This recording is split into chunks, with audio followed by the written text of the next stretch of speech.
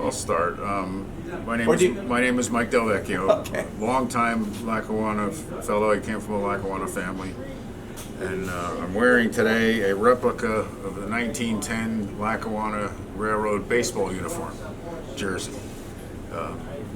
Friends at the Delaware Lackawanna made these up, and they were based on the photographs in the William B. Barry collection, and it's a lot of fun, you know.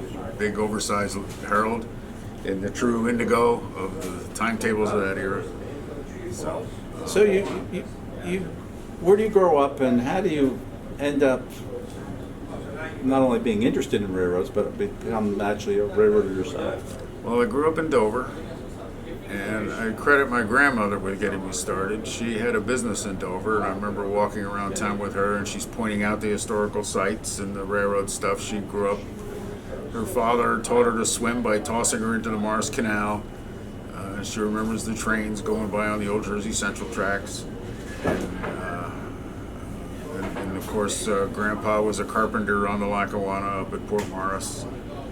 So that got me interested, and I remember Grandma used to date things. She would date photos. She wrote on every photograph and dated everything, and to this day I do the same thing.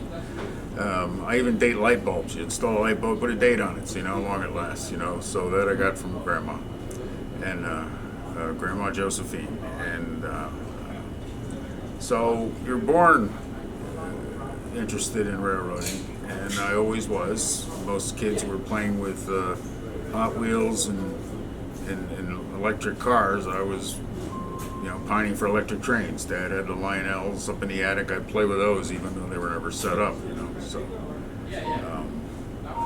So how far were you from the railroad itself, where you grew up? Where I grew up, you could hear the trains. You couldn't see them, but Dad was a fireman, and I memorized all the call box codes. So whenever there was a fire I could walk to or run to, I would walk or run or ride my bike. And usually when I got to the tracks, I'd stay there, watch the trains go by. So,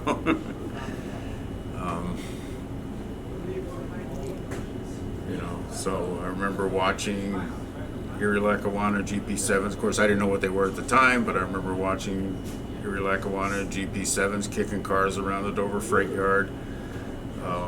When I was on the Little League teams at Waterworks Park, I remember watching. Today I know there were two SD45s, but they were just two diesels, long pig trains going past Waterworks Park, you know. And it was always a big thrill anytime you could hit a ball out close to the railroad, you know. And up past Waterworks there was what we called BAB, Bare Ass Beach. It was just a big place under the Rockaway River. Well, it traveled underneath what the Lackawanna call three-span. Big bridge there, and we'd watch the trains go over that as we're swimming in the Rockaway River up past Waterworks Park. So I was exposed to a lot of it. I spent a lot of time.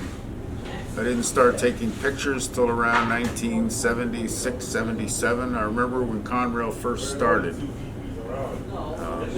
reading about it in the papers, and a couple days later I was walking to school, and I used to like to buy a Robin sub and sit in the breezeway at the Dover station. And I remember walking up to the breezeway, and there was this Reading C630. I didn't know what it was then, but it was the biggest diesel I'd ever seen. Big hi-hat trucks under it. I never saw anything like it. It had a big CR where the diamond used to be, and that was very impressive. You know, watching the beginning of Conrail and all the rainbow stuff coming by. And Conrail was still busy in Dover. I remember the weekend trains from Allentown would have 6 units on them, you know, 6 blue engines. A lot of them GP30s. You know, I remember taking pictures of those with my grandmother, you know. So. Yeah, one of the things that came up in a recent interview that I did was that right after, and this is actually I think from Bill Shepard, he said that right after Conrail takes over the Erie Lackawanna and several other railroads, but specifically about the Erie Lackawanna, that they cut back the number of trains. And I don't know if you noticed that at the time. He said they originally were like 10 each direction, freights, of course, at that point. And they cut it back to like something like 3, I think, in each direction at that point, within a short period of time. Yeah, in that era, I wasn't completely aware of the schedules. You know, the trains, if I saw them, I saw them. There was a lot of MUs coming and going, a lot of the diesels, the push-pulls. It started in '72. I remember the inauguration of those. And they were a treat because they were the first diesels with a constant speed HEP generator. So the head-end power that generated lights to the train was powered by the prime mover, the diesel engine in the thing, the same diesel engine that generated electricity to the traction motors. What made them different than a freight engine is that these engines are running in a constant high RPM to drive the electric generator for the lights. So the throttle didn't accelerate the engine to increase the current on the traction motors. The throttle was an electric rheostat that increased the load on that diesel. So while they were loud and blah, blah, blah, blah, blah, blah, while they're standing there, when the traction load got increased, the RPMs didn't increase, they just got louder and louder and louder. And from a distance, they sounded like a steam engine. They were just blah, blah, blah, blah, blah, blah, blah. Flames are out the stack and everything. And that was the treat of being in Dover, because when those trains were accelerating toward Netcon, the grade out of Dover starts right around the curve. So the engineers, the track in Dover is flat. So the engineers are trying to get a roll on as soon as they leave Dover Station, so they've got enough, they can get up the hill easier once they get west of Dover. So that was the greatest show on earth, I think, for dieselization, with diesel locomotives, watching them pull out of Dover. I wish the video technology was good enough to portray that, and it wasn't then. You couldn't, VHS recordings were terrible, and the dynamics weren't there as they are today.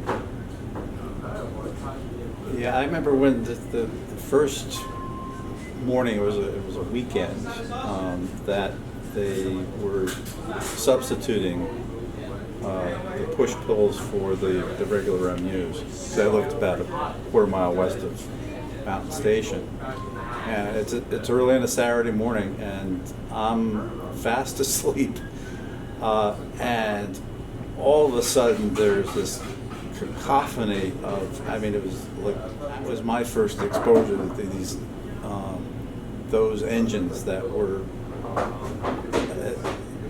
you can't really explain what they sound like. You would know what they sounded like, but to experience the audio dynamics. You couldn't record it, because you couldn't possibly record it. But to experience these things, there was nothing like them. Yeah, they were just plain loud. I've been all over the country. As a railroad journalist, I've been all over the country watching freight trains everywhere. I've ridden on General Electric engines riding over Cajon Pass. They weren't anywhere near as loud as these things accelerating out of Dover. I can imagine growing up. You could hear them. Burlington Northern U30Cs out there out in the west, and they didn't sound like these things in Jersey. These things in Jersey were just loud and boisterous. They were just dominant. They would completely dominate all your senses while you were standing in front of them as they're accelerating. And now we have one. One of them exists. We're in our groups, Tri-State and the United Railroad Historical Society, are in the process of restoring it. It's been professionally evaluated electrically so that we can get that electric throttle working again. So maybe someday that thing will roar like the old days. We'd have to put some of the equivalent of a 5 or 6 car train behind it to get it to roar like that. But where would you think you could be able to run that? It would be difficult because we're not going to put PTC in it. Yeah. So getting it to run, it would have to be on a short line somewhere that doesn't require positive train control like NJ Transit requires today. Yeah. or like the federal government requires from NJ Transit.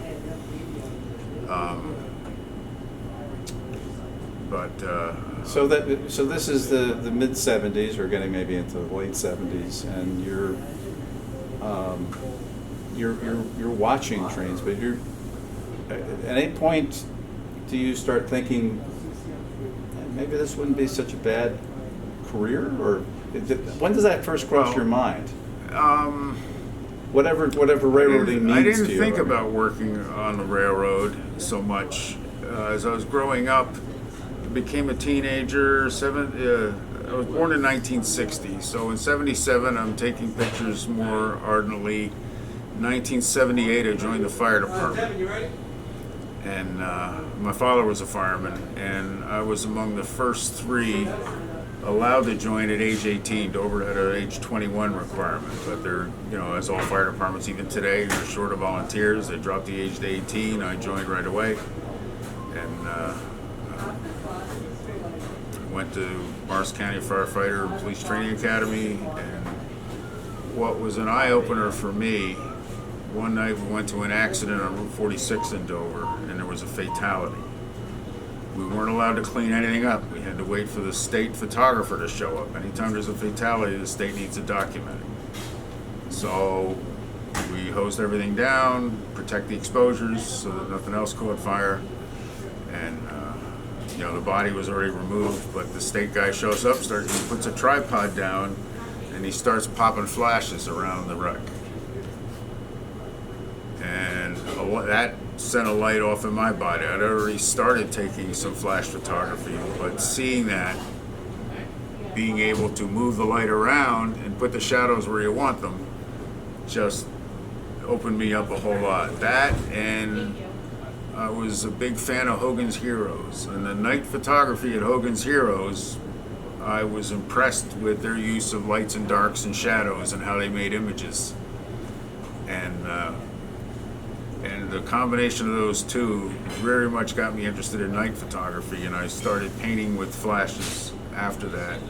And right away I went to work on railroad equipment, trying to make it work at a larger scale. Because again, a little pocket strobe on an auto accident is fine.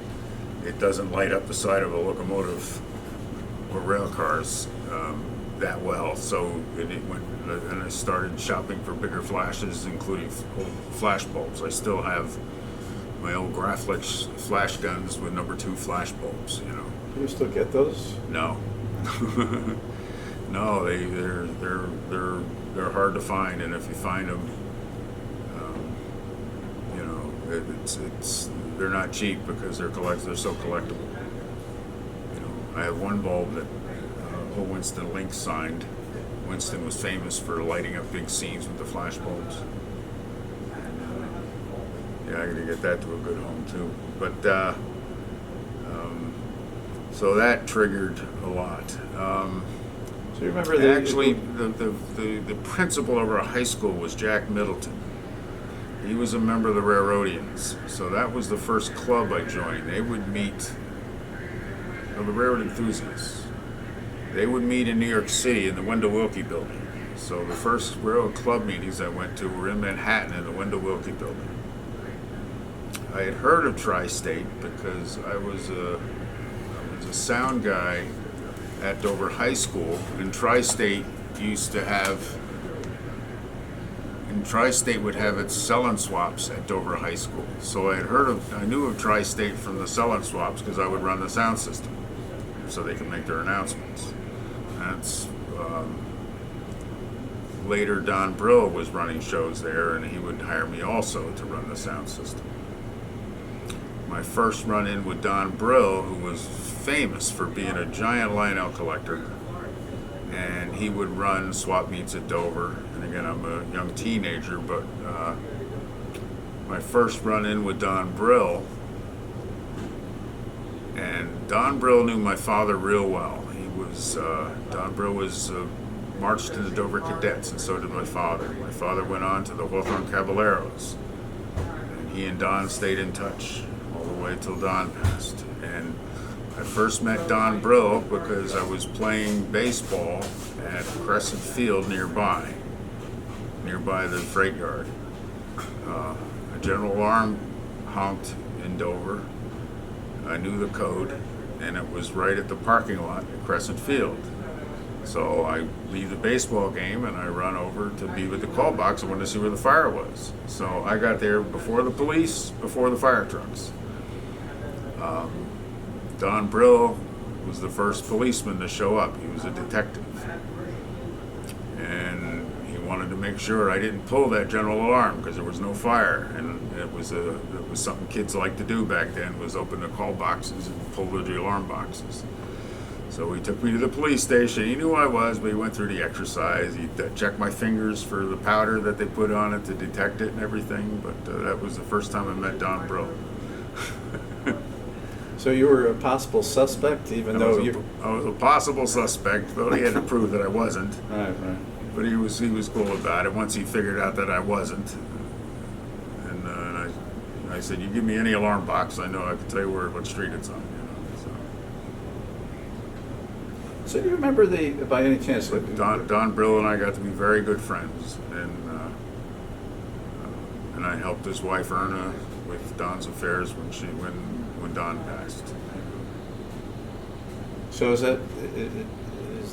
that your entry into the Tri-State group at the time? No, Tri-State, again, I was aware of it because of the swap meets. I later joined Tri-State 1982, 1983. Okay, so that's just before I got involved.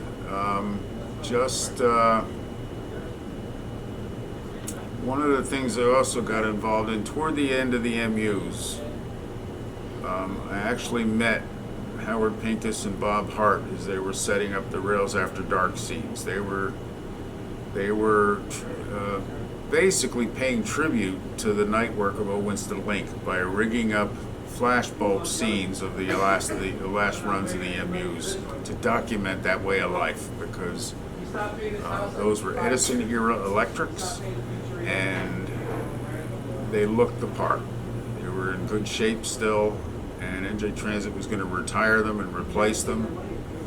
So right around that time is when I started going to the Tri-State meetings. I learned where they were and started going to them.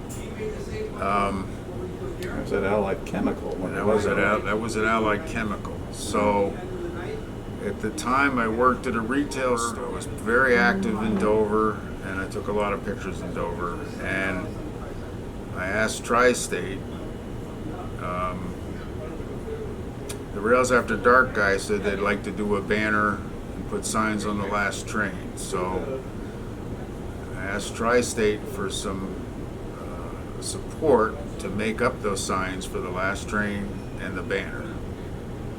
And the lady who made up the signs for our store, DiGiulio, she painted up the banner and the signs. And Al Papp was a member of Rails After Dark. He was chairman of the Lackawanna Coalition Commuter Advocacy Group. So he did the legwork at NJ Transit to permit the signs and the banner to go across the tracks. And get us permission in Hoboken to put the signs on the last train. I still have the signs and the banner. Bob Hart kept the banner. He just mailed me that about a year ago so that we have it all together. And we'll get that preserved also. Because I was on that train. The one that went to Dover now. Yeah, the one that went to Dover. There was the last train that went to Gladstone as well. But yes. I chose to go to Dover. Right. And I remember there was it was Bill Ward who was on. I was in the second car, and he made a comment or a joke at the time. We're going up the line from Hoboken towards Dover, and he said this is something to the effect, this is the only train I've been on where there's more people getting on than getting off. Bill Ward became very active in Tri-State. He was the chairman of the 88 convention, right? Yes. So, Garden State in 88, yes. So at the time in Dover, because I, again, was pretty active in Dover, the mayor of Dover was a good friend, Aldo Cicchetti. I asked him if he wanted to hold up one end of the banner. And he did. And at the time, I'd become friends with Jim Boyd, who was editor of Railfan and Railroad magazine, through Tri-State. And he wanted to come down, and I asked him if he wanted to hold the other end of the banner. So that's the mayor was on one end of it, and Jim Boyd was on the other. And Rails After Dark lit the whole scene. I set up my tripod next to theirs and just opened the shutter, hoping to catch the flash. And I've got a nice Kodachrome color shot that they shot in black and white.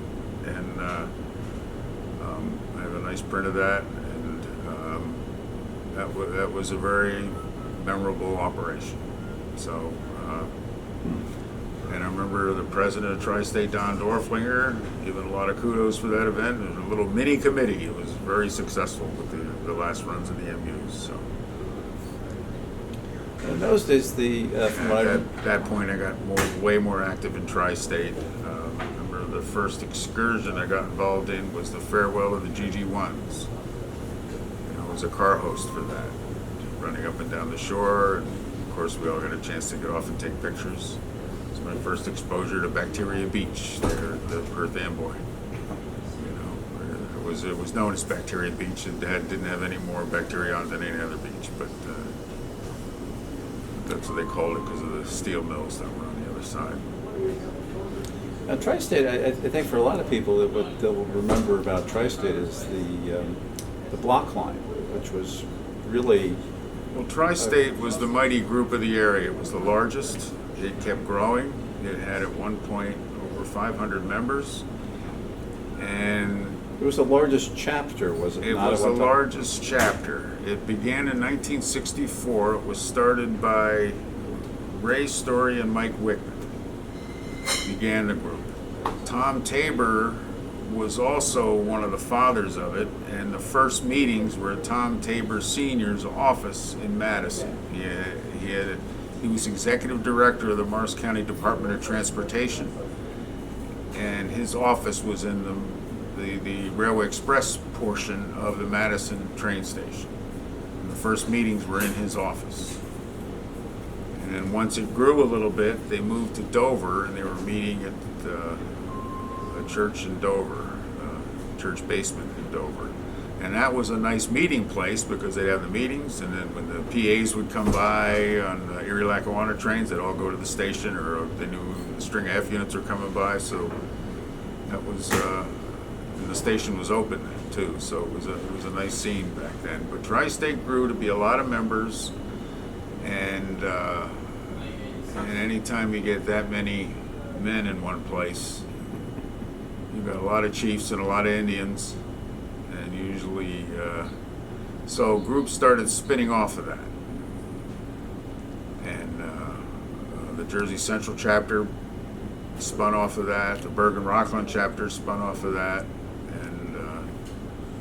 and of course, there was the Railroadians and the Railroad and Locomotive Historical Society, and although the Railroadians spun off of that. So groups were growing, and back then, before the internet, before cell phones, before texting, to stay in touch, groups would get together every chance they could to keep up with the happenings in the news, because things were happening a lot. So there were roundtable meetings at least once a week, and if you knew enough people, you were going someplace once or twice a week. In 1984, I bought a business in Dover and opened a retail electronics store. Actually, it was the same electronics store I worked at. When the old guys retired, I bought what was left and ran that. And I used to have slideshows in the basement once or twice a month. It was a giant basement, so you get 15, 20 people there showing slides. And it started attracting some pretty well-known shooters, and it was kind of fun to see Boyd show up with Preston Cook, for example, and the rail fans I met trackside would show up. One of the people I credit for getting me out of Dover, the first one, when I first joined Tri-State, I ran into Frank Petito. Frank is a real chatty guy. He reminds me a lot of Joe Pesci. And But Frank just embraced me and took me all over the place.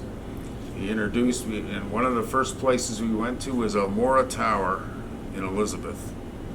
And there was an operator who was also a rail fan. His name was Steve Turkenkoff. I still talk to Steve at least once or twice a week.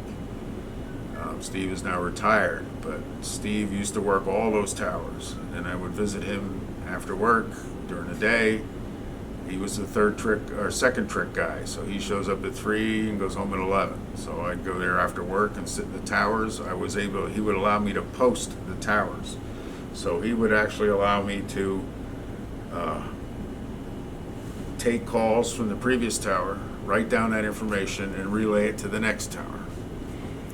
Portal Tower was interesting because it was below track grade, but its primarily job, besides handling the crossovers on either side of Portal Bridge and to handle the signals when the bridge opened, it would also count the cars so that A Tower in New York knew where to put the trains. So as the trains would go by, you'd have to count the wheel sets as they go by, and you know how many cars are on the train.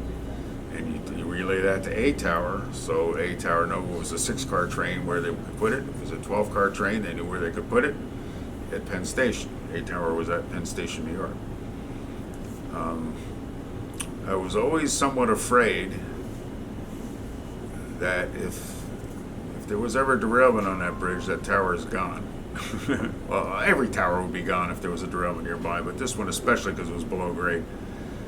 And 4 or 5 years after the tower closed, that event very much happened. You know, where a train tripped over the miter rail on the bridge and just knocked that tower flat. You know, so and I did get down there to take pictures of that. But I've got some really nice pictures. I've ridden Portal Bridge when it opens, and it's such a big bridge you don't feel it opening. When you're standing on the bridge and it's opening, the scene changes, like being in a planetarium. You know? And one regret is I never set up a tripod for that, so you can see the city scraping by with the frame of the bridge there. And I know they're in the process of replacing Portal Bridge right now, but a lot of fond memories of Portal. But I credit Steve Turkenkoff for taking me. He says, I got to get you away from that sheltered Lackawanna life. And with Steve's riding pass, he took me all over the place. We went to Philadelphia, Washington, D.C., Harrisburg, anywhere we could go on the Penn. On his days off, he would take me around and show me everything. I remember the Norristown high-speed line with the bullet cars, the blue liners, and of course I had my own little stink. There was, I saw this big building next to the big train shed where the blue liners would come in and out. So let's go see the building. So we go into the building, take an elevator up to the top floor, start knocking on doors, and there was a textile company up there, and asked if they mind if we took pictures out the window. Sure. So we're taking pictures from the 12th or 15th floor, whatever it was, of this building, looking down at the train shed with blue liners coming and going, you know. So I credit Steve for a lot of that. And so between Petito and Steve Turkenkoff, I owe them a lot. They woke me up to a whole lot of stuff. So meanwhile, I got to be friendly with Jim Boyd, and one day he brought out Dick Yeager. He wanted to go down to op sale, and he knew that I knew Jersey City pretty well, and so he asked if I would join them. So he came. I was a business I had, owning a retail store. It was just easier to live with my folks. So him and Dick Yeager show up at the folks' house. We get in the car. We go down to Liberty Park, and Jim had a set of blue lines, printer's proofs of the new issue of Railfan. And he's marking up the blue lines, which is what you do. It's their last chance to make corrections before a magazine gets printed. So he shows me the blue lines, and I was already the associate editor of the Block Line, which was Tri-State's newsletter, which Tri-State's Block Line got to be a pretty big magazine. It was in hobby shops. It was even in some smoke shops. It was very well distributed. Its journalistic skills were actually very good. Don Dorflinger was the editor, among others, but Dorflinger is the one that I respected the most. And he gave me my first publications. Stuff I would shoot, he would print. His captions are terrific. He invited me to write a couple of features, and I did, and that got me started into railroad publishing. So what year are we talking now? Well, the first feature article I did was I followed the George Hart campaign special out of Steamtown. Steamtown Foundation had already been moved to Scranton. So 84? So I followed the 2317 up and down the Bloom. Got some really nice pictures of it. I'd never seen that railroad before, so I'm just following it, going by smell. And he loved the coverage, wrote the story, and that was the first published article and the first cover I think I got. And by then I'd gotten interested in the Steamtown thing, and I had subscribed to the Scranton Times so I could follow the movement of the Steamtown equipment. They were publishing everything, so the Scranton Times would come to the house, and I'd get the news a day or two late, but still, I got the news. And I was the only one in our area getting that kind of news. So I learned of the Steamtown move from Jim Boyd. Jim Boyd was good friends with Don Ball, who was the chairman of that thing. In fact, Jim connected me with Don Ball, and I used to call him, try to get him to do a presentation for Tri-State, he did, and he would do a lot of presentations for Jersey Central because of his friendship with Walt Grosselfinger. But still, I got to talk to Don Ball a few times, so the block line got big, and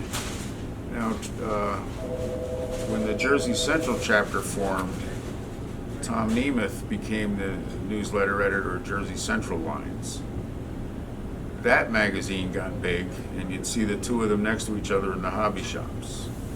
And then Tom Nemeth developed that into what he called Railpace magazine and made it a commercial venture. Tom Nemeth graduated from Pace University. That's where the name Railpace comes from. Oh, interesting. Yeah. And Tom was a packaging engineer for Union Carbide. So and again, he's a very busy individual. He likes being busy, and the magazine was a hobby to him. And then when he made it a commercial venture, he teamed up with two more Jersey Central guys, Jim Clark and Bill Chaplik. And between the three of them, they handled circulation and the business side of it, and Railpace became a commercial venture. Railpace and the block line were still very similar in content, and they were good competitors. And then Railpace went color. And when Railpace went color, the block line couldn't compete. And of course, the block line was a tri-state newsletter venture and wasn't going to spend the money for color. So that's when the two sort of separated, and Railpace became what it is today. It is a very reliable, on-time news magazine. And one thing about Railpace, it is always on time, and if you get anything published in Railpace, it has to be submitted immediately. And so I'm proud of the covers I've had on Railpace, because it not only has to be a good picture, it has to be on their desk immediately. And you have to turn this stuff around quickly. And in the Kodachrome days, that wasn't always so easy, because you had to send your film out, wait for it to come back, and then you had to mail it to them. A lot of times, at the time, Nemeth lived in Piscataway, and sometimes I would drive stuff down to him. Back then, it was a real thrill to be published when you're young and just getting started. So going back to Steamtown, you're talking about because Steamtown plays a major role in, I'll say, the preservation of the Lackawanna Mainline, or at least it plays a role. It played a huge role. Because it places an operating railroad. Granted, it was a steam tourist railroad, but still it was a railroad on the main line, and kind of with the involvement of the federal government, I think also in a sense makes it much more difficult to abandon the line, which is already happened in New Jersey, right. But in Pennsylvania, there's still some things that have to happen before the lines can be preserved through freight operations. The Steamtown story is interesting because the founder of Steamtown, F. Nelson Blount, wealthy businessman, collected railroad equipment. That was his hobby. He was also an airline. He also was a pilot, and his plane crashed, and we lost him way too soon. So his board of directors took over Steamtown, ran it as the Steamtown Foundation in Vermont. All right, Don Ball was the executive director. Don Ball was a well-known author. Don Ball pioneered the railroad color book. He had done a series of black and white picture books for Norton, which is a major publisher. So Don Ball helped make railroad books mainstream in the bookstores, following on the tales of Lucius Beebe and a few others. But when Don started doing the color books, he had a vision for Steamtown. One of his visions was to buy up all of the Bangor and Aroostook F3s and paint each one for the Streamliner Heralds, with the Streamliner paint schemes. And that planted that idea about buying the F3s. But anyway, the state of Vermont was making it more difficult to operate up at Steamtown between environmental stuff, and they wouldn't allow billboards on the road. Yeah. So Steamtown couldn't promote itself even to the local railroad, the local motorists. You advertise in the national press and tell people to come to Bellows Falls, Vermont, and you get to Bellows Falls and you couldn't have a sign telling you to turn here for Steamtown. So Don told the state that if we can't advertise, we can't stay in Vermont. So they wouldn't let him advertise, so he started looking for another home. Don was also leader of the American Freedom Train Foundation, and he replaced Ross Rowland in that role. But Don knew the country, and as a railroad author, he'd been all over the place. He was a salesperson for American Car and Foundry, so he was selling freight cars to the American railroad system. So he knew the railroad industry. He knew everywhere in the country. He was shopping for a home to bring Steamtown. He was aware of the Lackawanna facility in Scranton. So Don knew the politics in Scranton, and he made a deal with the Mayor McNulty, to find cooperative ways to purchase the land, the Lackawanna Roundhouse and freight yards in Scranton. Mayor McNulty and Congressman McDade were able to lay all the other groundwork internally to make that happen. Don Ball raised the money and was able to transport the collection, bits and pieces at a time, down to Scranton. Other pieces showed up as well, including the Lackawanna 565, that 260. McNulty was using that as a campaign thing. I remember seeing it parked on the bridges in Scranton with the McNulty campaign signs on them.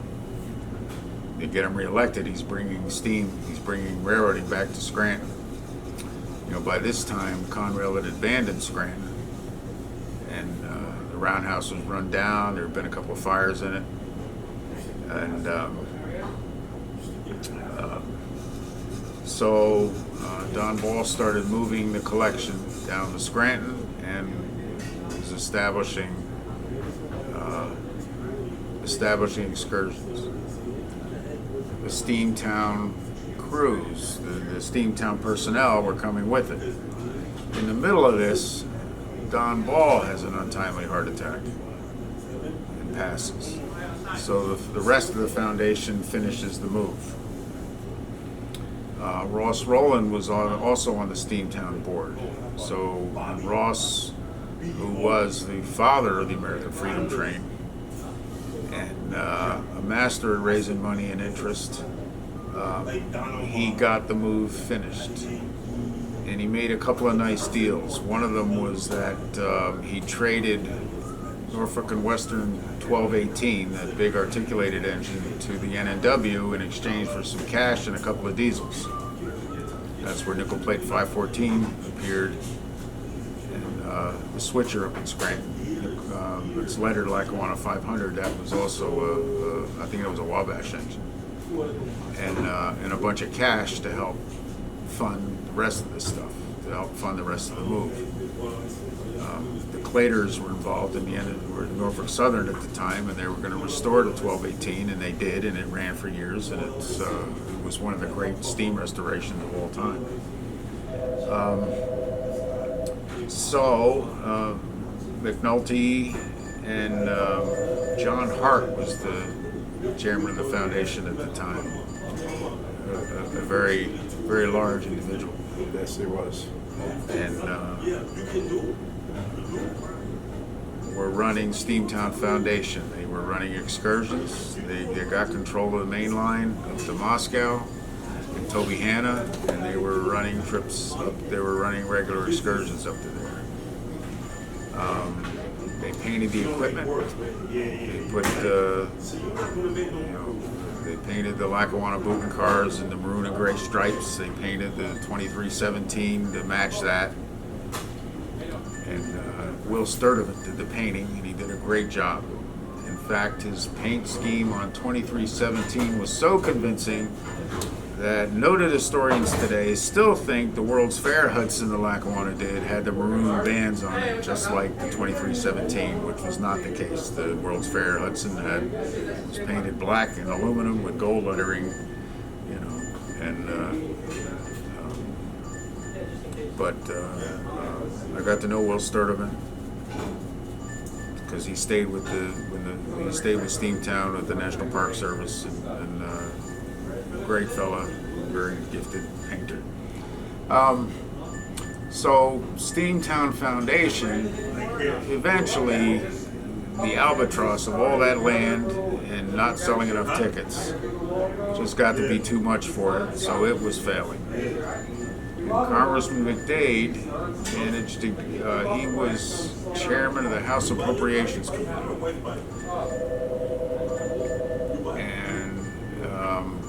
He oversaw every spending bill in Congress, especially the military bills.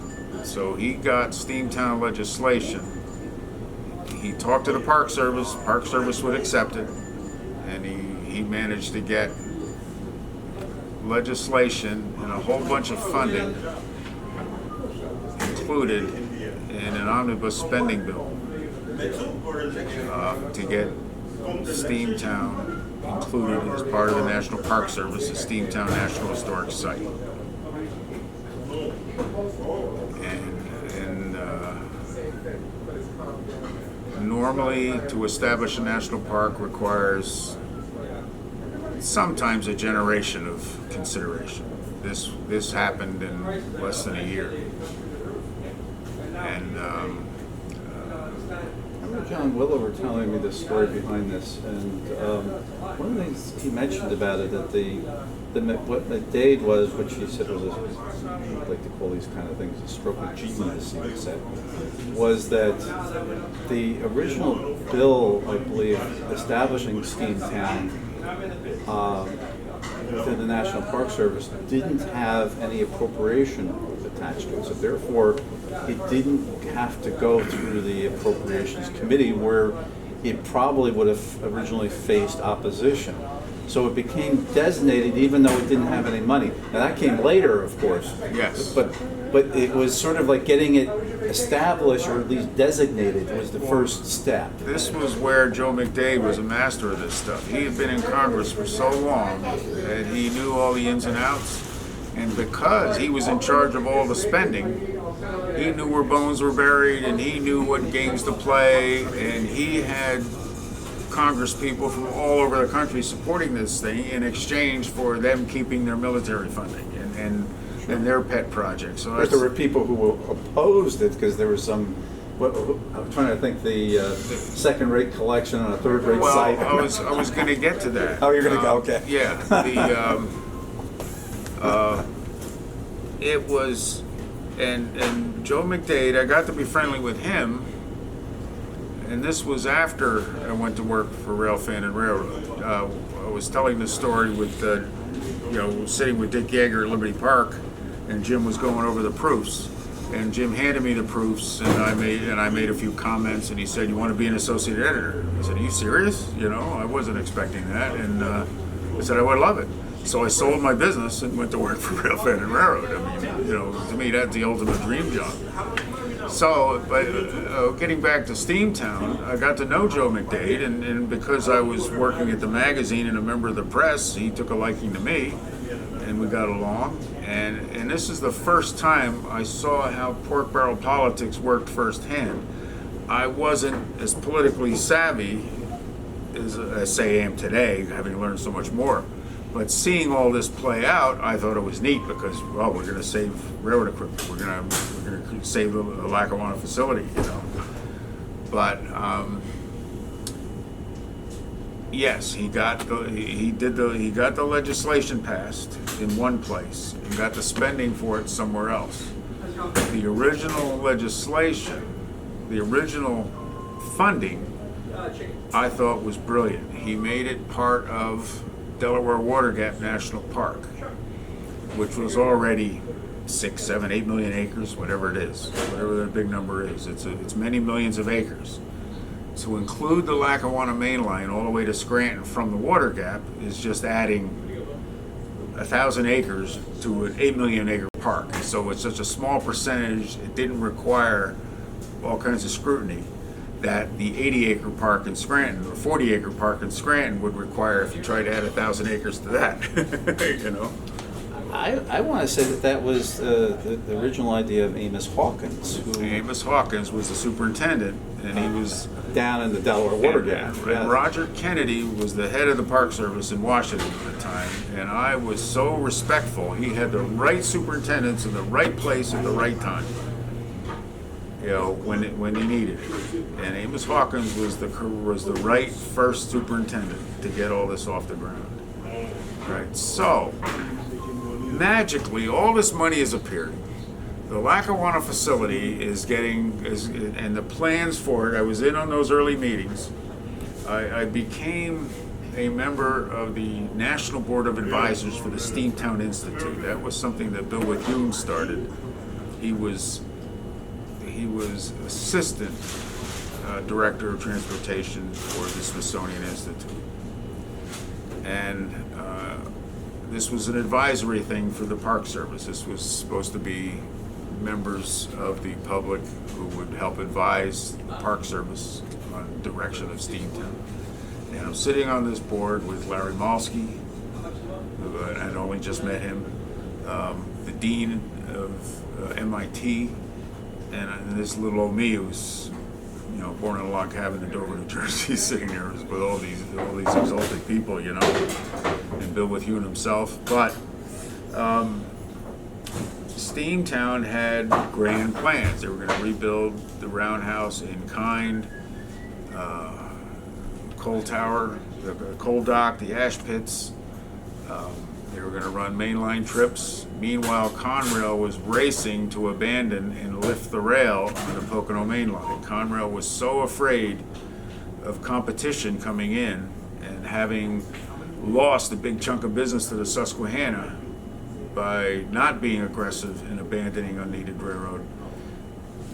It was gotten very aggressive in abandoning unneeded railroad, and including the Lackawanna. It did not want anybody like the D&H or CP or anybody coming down and taking business from them. So they were racing to abandon the Lackawanna Mainline. Meanwhile, Amos Hawkins was trying to preserve the Lackawanna Mainline. He wanted to keep it for excursions out of Steamtown for the National Park Service. Amos wanted to run trains between the Water Gap and Scranton.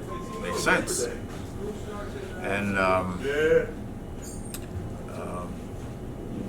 and to me, it's sort of a black eye of the railroad preservation community that a handful of the well-known historians were fighting against this. They see all this money going to a site that hadn't been built when they felt this money should go to places that already exist that could become the National Museum of Railroad Industrial History. And of course, all kinds of, every site in America is being listed as a potential site. You know, why aren't you doing this to Sacramento? Why aren't you doing this to Paris and Albuquerque and St. Louis? And St. Louis became one of the constantly mentioned sites, even though St. Louis would not have been a great site because it's so confined where it is. But that's another topic. But as well as the 952, which well, out of St. Louis.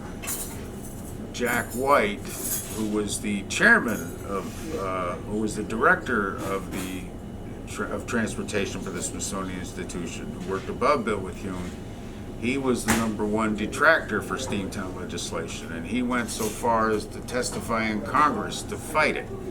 Steamtown then became a poster child for pork barrel politics, and I remember, oh goodness, I can't think of the guy's name now. There were ABC News, CBS were doing talking heads up at Scranton, standing in front of the big boy, talking about pork barrel politics. So, and I remember watching on C-SPAN the arguing going on, and there was literally yelling going on between McDade and some of the other congressmen and Jack White, and screaming about Steamtown in Congress. And Lackawanna 952 was mentioned. Jack White wanted the support to go to St. Louis. That was the one he said should be the National Museum of History. They've got a bigger collection, and it's more diverse, and it's more American. By the time Nelson Blount was buying steam, most of the American steam was gone. So he was buying it from Canada. So the Steamtown collection had a lot of Canadian engines in it.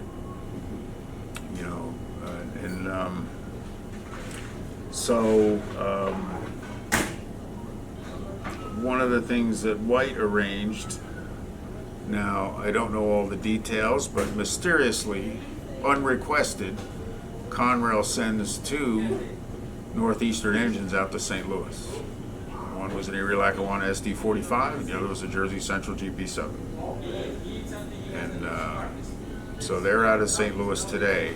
One of the projects I fostered for Tri-State was we raised money, got the paint drawings from EMD, and we paid for the paint, we paid for some labor, and we paid for the drawings for St. Louis to paint that Erie Lackawanna SD45. So to this day, it's since been repainted again because the original paint, it's been so long ago now, the original paint wore out and they repainted it. But that SD45 is still painted, and that was a Tri-State chapter project. And I was actually pretty proud of it, St. Louis has the Lackawanna 952. We could talk there is a saga that we need to go into at some point. I was hoping to be able to write this story down because I've got all the angles and details of it, and I researched it, and I was waiting for a couple of funerals, but well, it's time to write that down.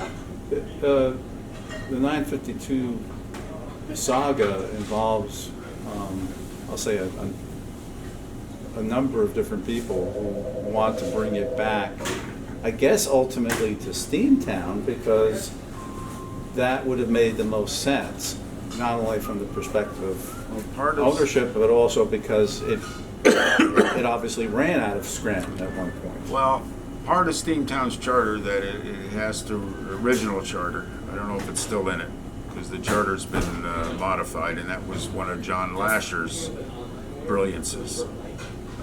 Once the funding was cut for Steamtown, and it happened right at the time of the grand opening. I was on the grand opening committee. I was the one seeking foreign engines to come in, visiting steam locomotives, and But 96, I'm trying to think what year was that? it was 95. 95, okay. Right, and like for instance, what would be a bigger attraction than the daylight? So I asked Doyle, would you come east? He gave me a price. It's like the entire budget. Would you come east? He goes, it would be a giant pain in the butt, but I would do it if you could get a picture of that engine in front of the New York City skyline. Great, send me a clearance drawing. Talk to NJ Transit. Would you run it? Sure. You know, they didn't have a problem with it. They saw the clearance drawings. And one of the things that I find funny of this whole episode was Ross Rowland kicked off the Freedom Train when Don Ball replaced Ross and went with Doyle McCormick to lead it. Doyle McCormick chose the daylight. Ross was telling the world that the daylight is too big for eastern clearances. You couldn't run that engine in the east, so that allowed Ross to restore Reading 2101 to run in the east because it would fit the eastern clearances.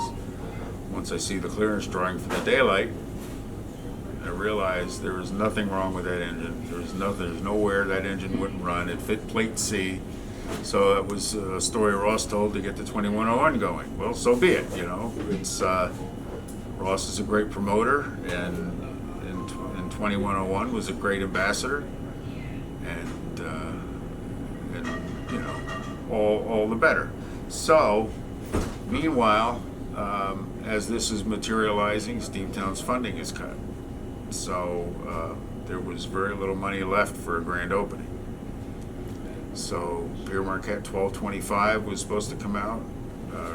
Milwaukee 261 was supposed to come out.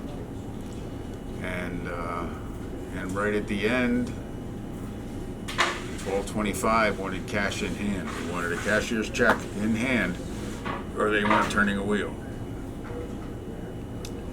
And I said, you will get your money when you get out here. He says, we're not coming out there unless there's money in our pocket. Meanwhile, Steve Sandberg is calling from a cell phone back when cell phones were very expensive. His engine is hot and moving. They're at Schiller Park, waiting to come out. And I asked him, wouldn't it be easier to keep going than it would be to turn around? I said, I promise you, there will be money once you get here. Meanwhile, all the coal and water is already arranged. They had some front money, which paid for everything. And so Steve, he says, yeah, let's keep going, you know. So I said, let's keep going.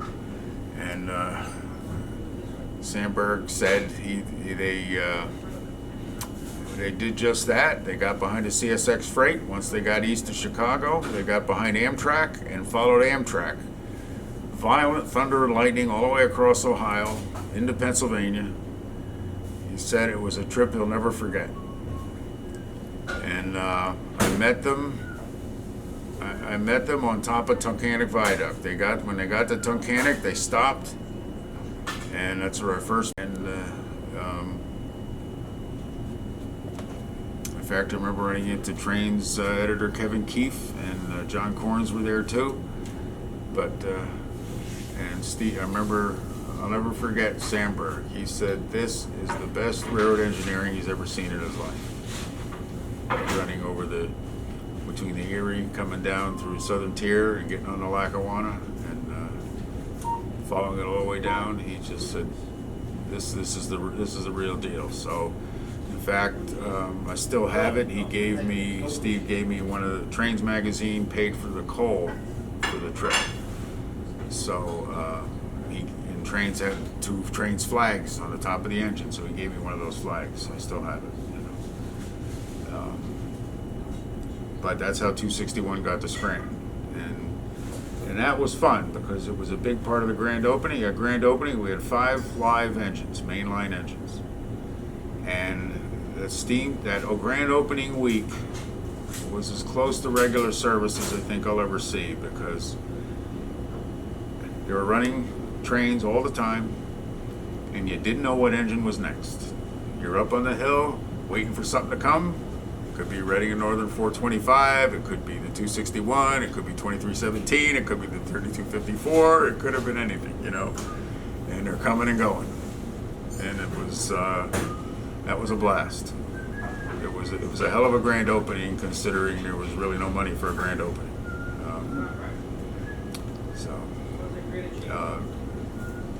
The controversies in the Congress kept on going, and Roger Kennedy, and then one of the things John Lasher did once Steamtown was very heavily neutered, thanks to the congressional wrangling and led by Jack White. Steamtown was only allowed to have 3 operating engines. It was only allowed to operate 13 miles to Moscow. It couldn't run to the Water Gap regularly.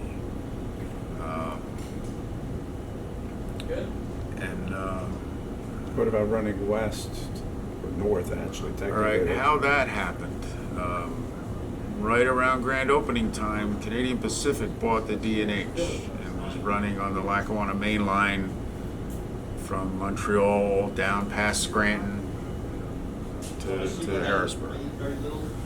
All right, CP, making a nice impression, was willing to really support Steamtown as best it could.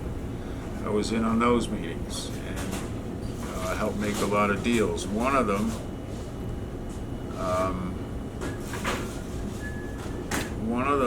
was Canadian Pacific was interested in restoring its own Hudson. They were interested in the standard Hudson. So, and I found this out through Jim Crowley, who was active with the British Columbia Rail, and Al Broadfoot. 88, it went out there. Yeah, 88 was out in Canada and met that bunch. And Jim Crowley used to hire me to look around for railroad equipment and stuff. But anyway, Jim Crowley started the concept of CP getting the 2816, the standard Hudson from Steamtown. So I helped convince Steamtown to trade that to Canadian Pacific in exchange for a bunch of 40-foot boxcars to be named later, and other historic equipment that Steamtown could use, and the ability to run over Tunkhannock Viaduct to Kingsley. And so Steamtown, CPR loved the idea, Steamtown loved the idea, and that's how the trips north started. And those were very well received excursions to run over Tunkhannock. They would stop the train on Tunkhannock sometimes. I've got a lot of beautiful pictures of the thing on Tunkhannock.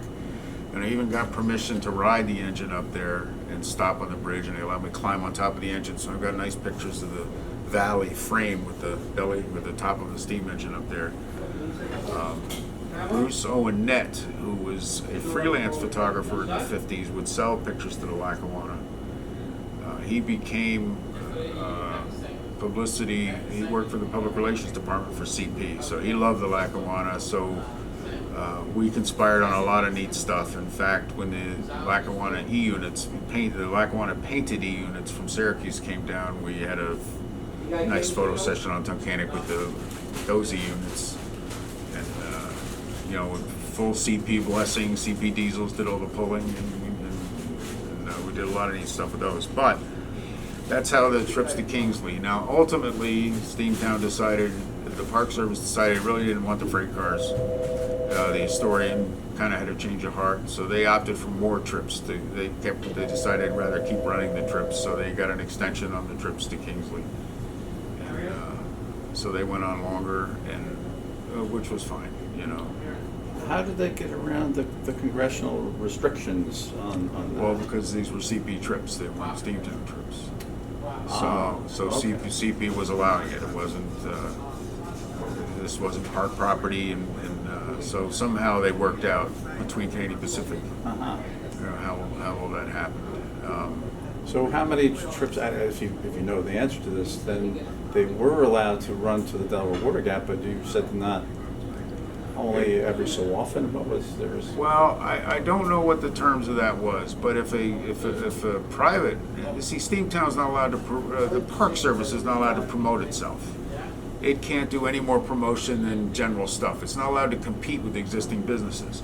And the other tourist railroads in Pennsylvania were saying that this is unfair to them, that the Park Service is supporting something that's competing with the other tourist railroads. So Steamtown, the Park Service was extra sensitive in Pennsylvania toward promoting things that were competing with existing railroads. I mean, in this, even in the Scranton area, the Pioneer Tunnel, you had the Reading and Northern, you had Strasburg, New Hope, you know, and they were all expressing concern that you know, they're having to, you know, as a viable business, they have to spend money to promote themselves, and whereas Steamtown just, you know, gets a government funding and doesn't need to make a profit, you know. So, and that's true with every national park, no matter what business they're in, you know. So, But you have to say that Steamtown is unique in what it's doing. It's not like Yellowstone. Yellowstone or Yosemite, you know, for example. Steamtown is a different well, type of Steamtown, I wouldn't operation. call it unique, but it's unusual in that it's an operating park. You know, it's not like Volcanoes Park in Hawaii where there's nothing to compete with. You know, Right. You know, but agreed. And but if a private entity wanted to charter a Steamtown train, it could go to the Water Gap kind of thing. So now, again, one of among the many things that Roger Kennedy did that I respected, he made changes to superintendent's office as needed, and he always seemed to put the right person there. John Lasher was an administrative genius, and he managed to alter the charter of Steamtown to fit the funding and the new mission it had to take care of. So Lasher's changes made Steamtown fit the new description of it. So it was no longer, it's hard to put into words. It was no longer this massive thing that could be criticized. Now the charter fit the site, and it fit its collection. So he moved Lasher to Gettysburg that needed that type of help, and moved Terry Guess in from Mesa Verde. And Terry Guess was an operating guy. He had a model railroad in his basement. He liked running the trains. Terry Guess is not only superintendent of the park, he becomes a qualified fireman, and he's firing the engines. He appreciates this stuff, and he was actually an operations guy in addition to an administrative guy. So Terry is modifying the operation to make it fit everything. Lasher didn't operate much. Lasher was the guy, I remember we ran in our magazine a big editorial because, you know, Barry Howard and company were designing the park, and they wanted big parasols and a covered turntable, so we convinced them that, you know, operations, you wouldn't have that. You know, here's a 1948 picture of the roundhouse. This is what you need to build, not Sacramento, you know, or something like that, you know. When does Steamtown Mall come into play? Well, that was more McDade to help support the park. He got Boscoff to build the mall, and it was going to bring attention and more and development money into the area. That was all part of the big picture. That was all part of the big picture of making that happen. Yes, it cost Steamtown some track, or it cost the yard some track. It was never Steamtown's track to use. But the mall had to knock down all those rows of old buildings, and it took down the China Wall, which was the old main line, the passenger main line. The freight main line stayed, which is still there today. And the hotel, which had been abandoned since the 80s, became a Hilton, and they did a beautiful restoration of it. Today it's a Radisson, but Hilton did the initial restoration. They did a beautiful job. Radisson has improved it, and it's still a stunning place. It is by far my favorite hotel in everywhere I've been. But meanwhile, Terry Guest is running trains. I've ridden with him many times, watching him fire, and been to his house, operated his model railroad. He used to, invite me to cookouts and stuff up there. And then when it was next time to make a change, I forget who the next superintendent was, but the assistant superintendent was a masterpiece. That was Kip Hagan. Kip Hagan was a Scranton boy. He grew up in Scranton. And after Kip's ascension to superintendent,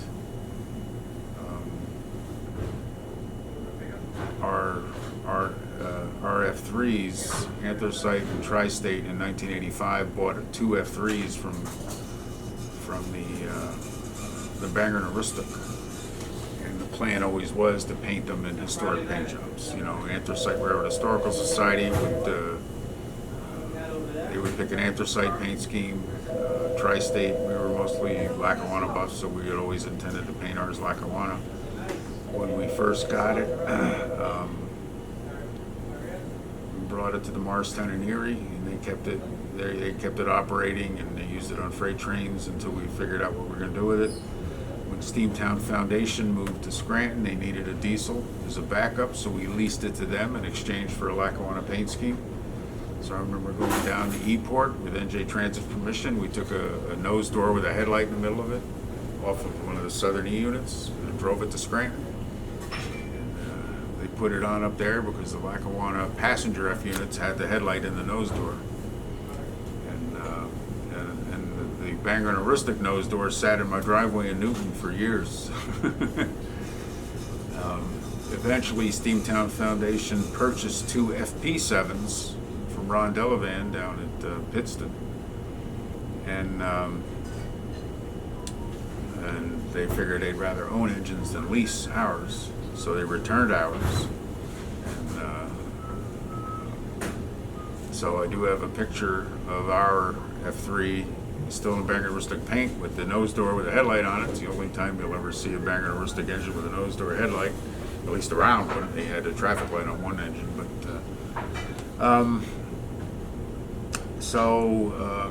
and then the engine sat. Tri-State ran a big NRHS convention and lost a lot of money, and was arguing on whether or not the board wanted to sell the engine. I kept campaigning, you can't sell the engine. These things, these are historic as can be. By then, all the others are retired. There were no more F3s anywhere except there was one in Canada and one on the Bangor and Aroostook. And I said, if you sell the engine, then you got no engine and no money because you're going to pay convention debts with it. So that's when I decided to become president of Tri-State and found a way to save the engine, found a way to get the club out of bankruptcy and at least make it solvent. And it wasn't bankrupt legally, but it was broke. And so we managed to save the engine, save the club, and 27 years later, at least that's as long as I've been president, the club is very successful today.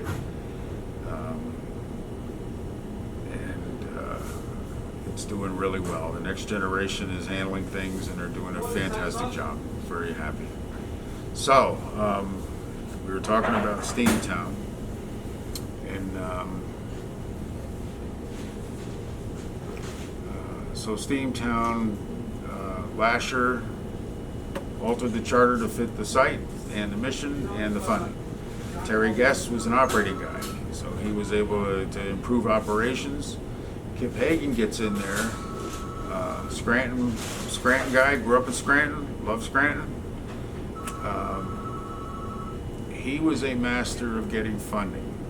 Terry Guest was able to build the most well-equipped shop in all of railroad preservation.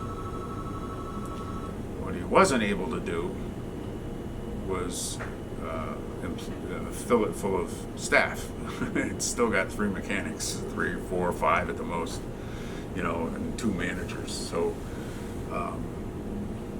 they've got a well-equipped shop, but there's only so much 2 or 3 people can do.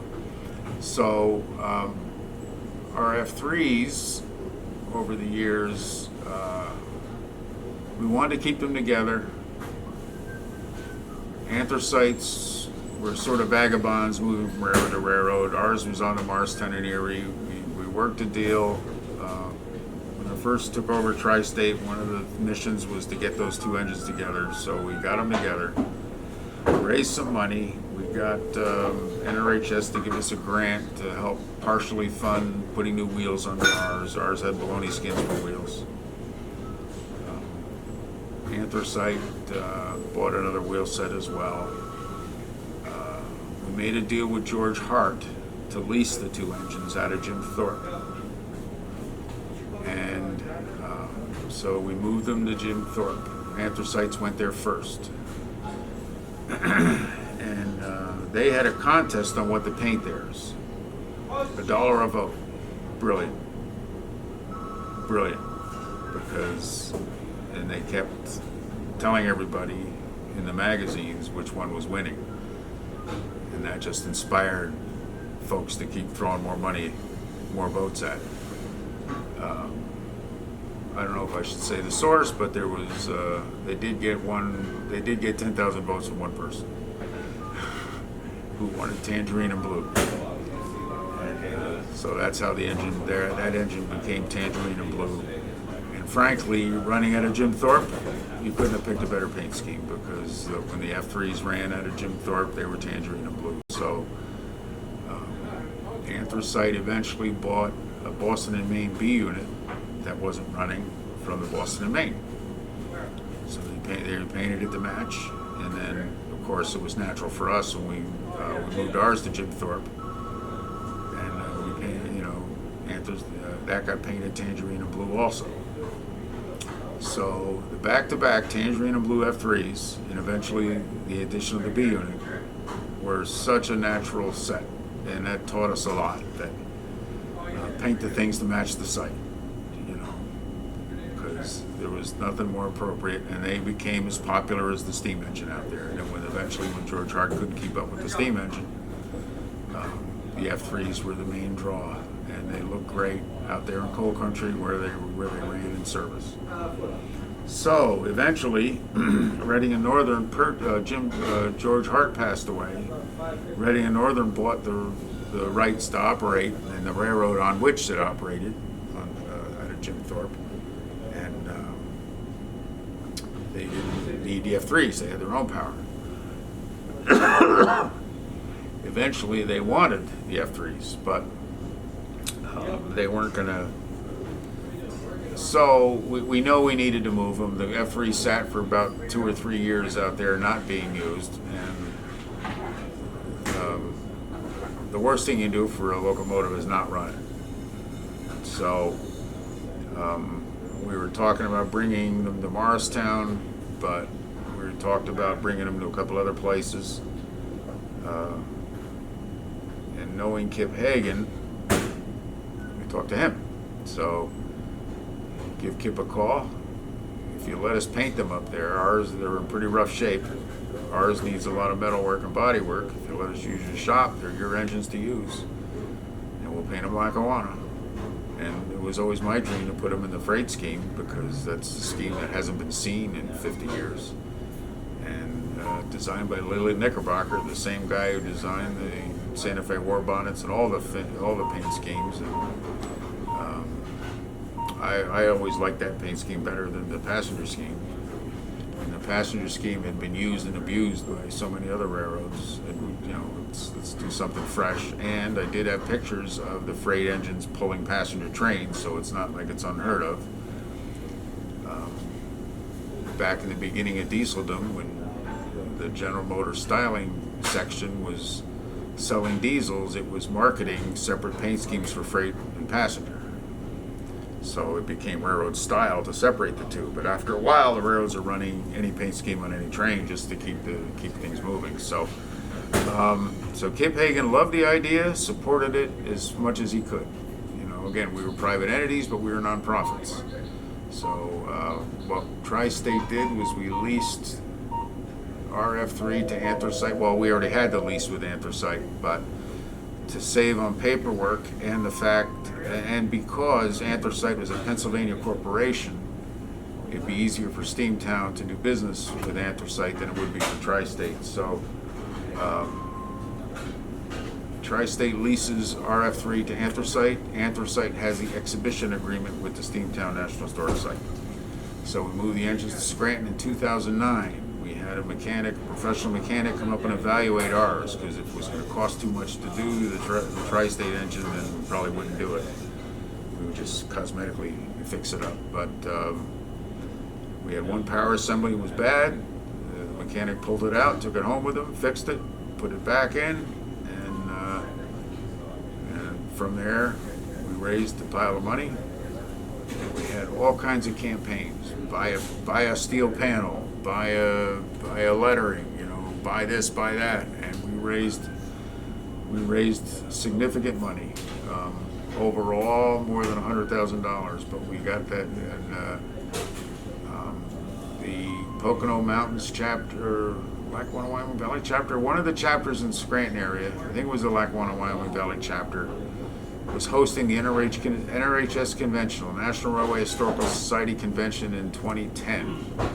So that was our deadline. Nothing motivates rail fans but a deadline. So we say, we got to have this thing ready for the 2010 convention.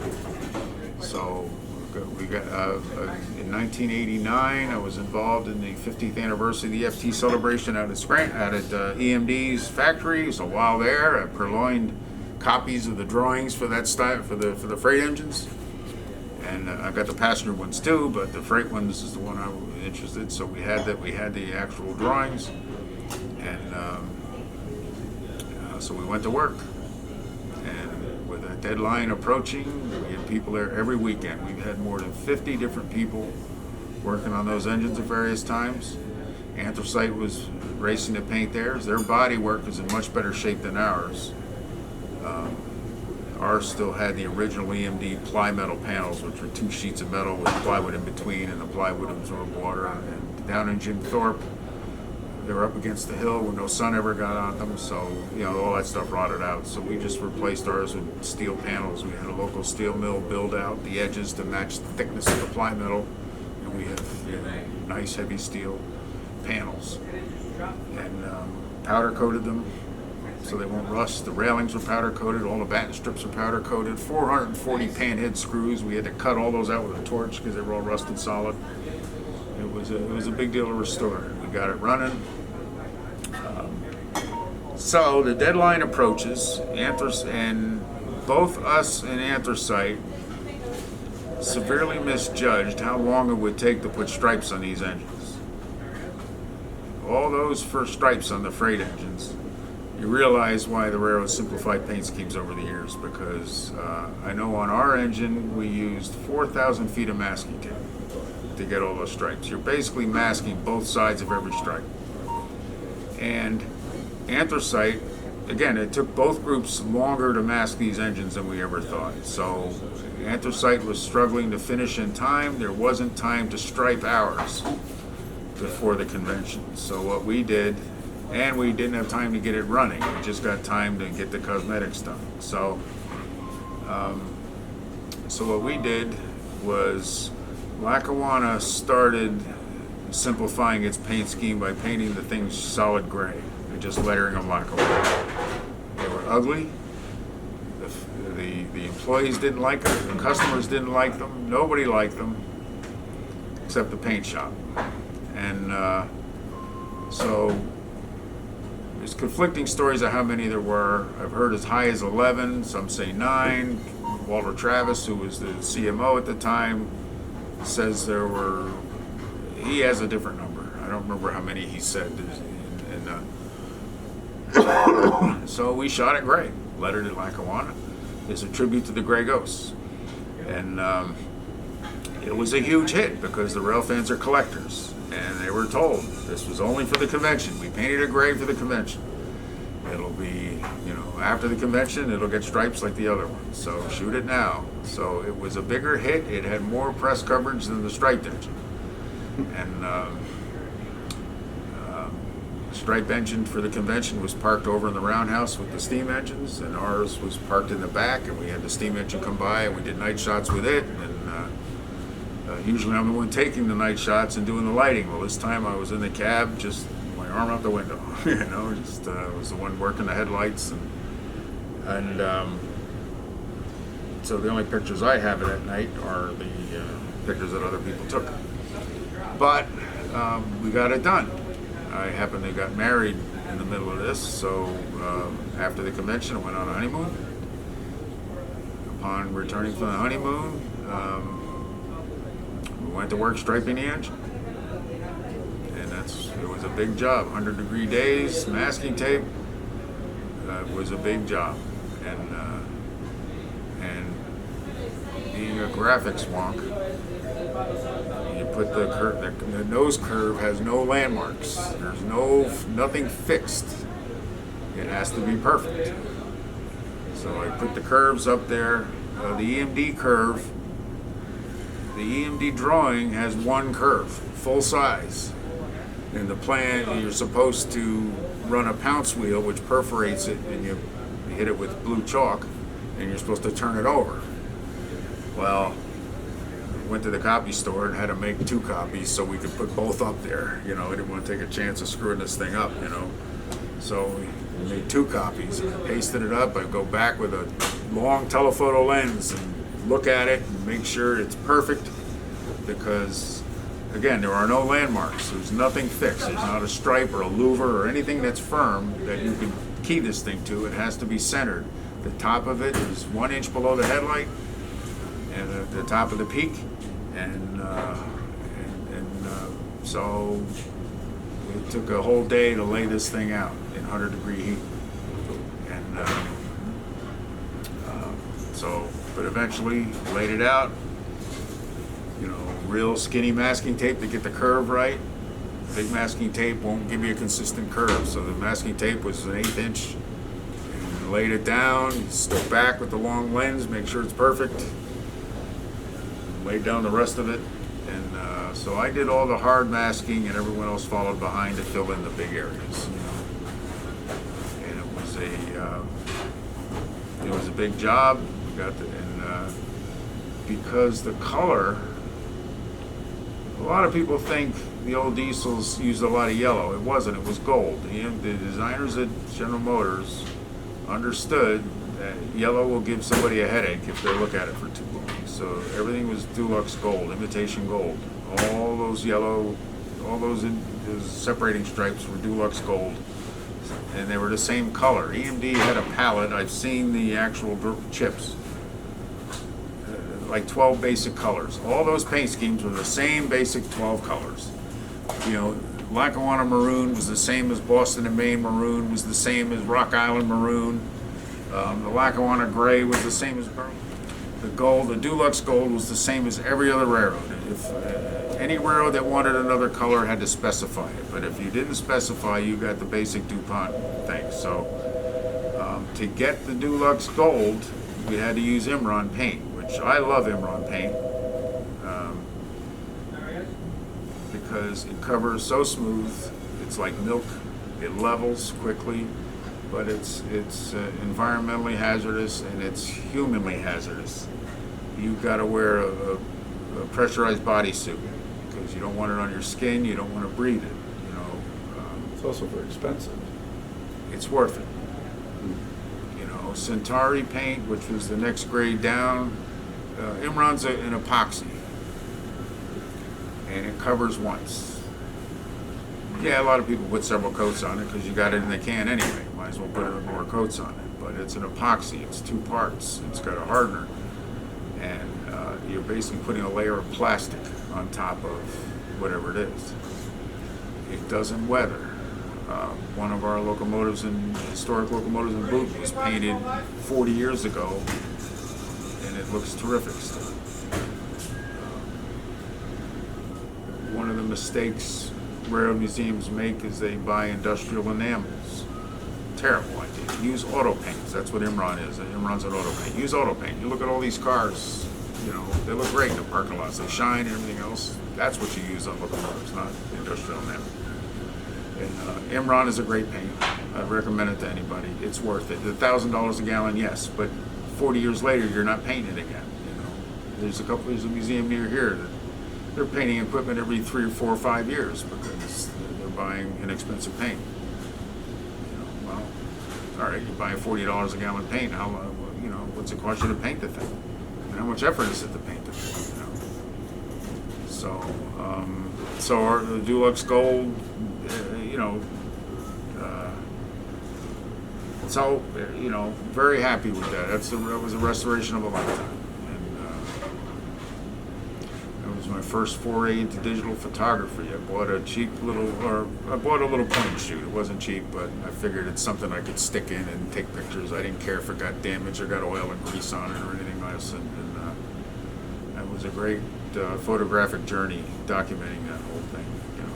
Got hundreds of pictures. Was putting out a newsletter 2-3 times a week. Every time we had a work session, you come home tired and you're on the computer putting out a newsletter, let everybody know the progress, and raise more money. And that was the thing. A project like that needs constant money.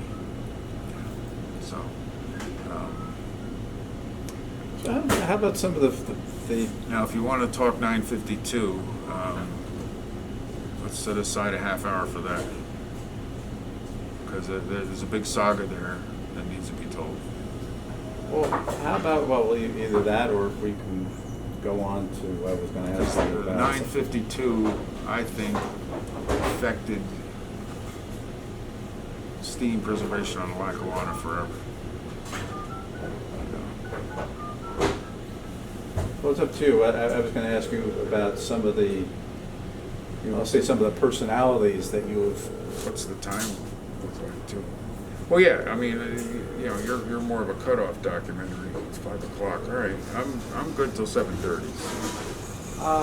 Whenever you want to eat, you can order any time. Maybe a little bit. I mean, you're the one who I would think we'd be more concerned about, and how you're eating. Than me. I'm eating anything now. Right. Right. Well, I'm just thinking in time, but I mean, not necessarily the. Obviously, we're in a restaurant that I would think is probably pizza's their forte. Well, the pizza here is great. The sauce has got such a nice little twang to it. It's really great pizza. If you want to get a pizza, we'll get a pizza. Sure, it's fine with me.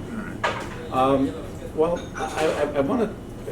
We can talk about 952. I want to talk about Perry Shoemaker, because you had a relationship, but you talked to him. That's part of the 952 story. But yeah, let's talk about Perry. But also about it does come. He does play something with the cutoff, does he not? Or yes, Perry. Now John Williver and I got to be good friends. John Williver, you've talked about him elsewhere. DOT guy, loved the Lackawanna, grew up in Washington. Okay. John liked to write a lot of letters. John was well aware of the 952 saga with the 440. When Steamtown was forming, now John used to consider me his adopted grandson. So we were close in a lot of ways. We talked all the time. I've been to his house hundreds of times, looking at pictures and talking about stuff. The Steamtown initial legislation required that any anthracite railroad artifact, especially Lackawanna, had to be acquired and restored. And lot of excitement happened when there was an article in the Pocono News saying that a diver found a steam engine at the bottom of the water tank. So I go right to New York Times and to the microfilms. My wife at the time was going to Uppsala College, so I went up there and used the library and tried to find out, is that engine still there? You know, I called Tom Tabor, I found so much evidence that the engine was retrieved, because if that engine wasn't retrieved, Steamtown would have to retrieve it and restore it, or make it part of the displays up there, you know. So was that the Callan Jetty? That was the Angetty. Angetty. Angetty was the engineer's name. Yes, that was the paper train that went off in 1948 and landed in the water tank. But clearly the engine was not left in the water. Okay, right. So, but with this legislation, excitement gathered, and John was a big part of that excitement to get 952 back, because it went to St. Louis after the Lackawanna Centennial. So John is the one who located Perry Shoemaker and started writing to him, and he started sending me copies of these letters. So I started writing to Perry, Mr. Shoemaker, and started calling him. And Perry Shoemaker loved steam, and having spoken to him and exchanged letters with him, he's a very interesting fellow. He was the youngest railroad president of his era. He ascended rather quickly, came from New Haven, and had quite a record with the Lackawanna. I later got to work with Luther Miller at Railway Age. When I went to Railway Age, Luther Miller was my editor, and Luther used to work with Perry Shoemaker. Luther was a member of the media. Railway Age was published weekly. Perry Shoemaker was part of every railroad had an office in Lower Manhattan. Lackawanna was on Cedar Street. A lot of railroads had offices on 140 Cedar Street. 50 Church Street was another big one. In the Hudson Street building. All these were in one little area where the World Trade Center is today. And these guys are all having lunches and dinners. They're organizing golf outings, and that's where deals were done. All the suppliers had offices there. And I mean, everywhere, Union Pacific, Southern Pacific, any railroad who had any business outside, you know, was in, because they all answered to Wall Street. So they all had offices near Wall Street. They all had to go to Wall Street meetings and stuff. And it was then when I really appreciated the financial aspect of railroading. Now, by this time, I was at Railway Age, and I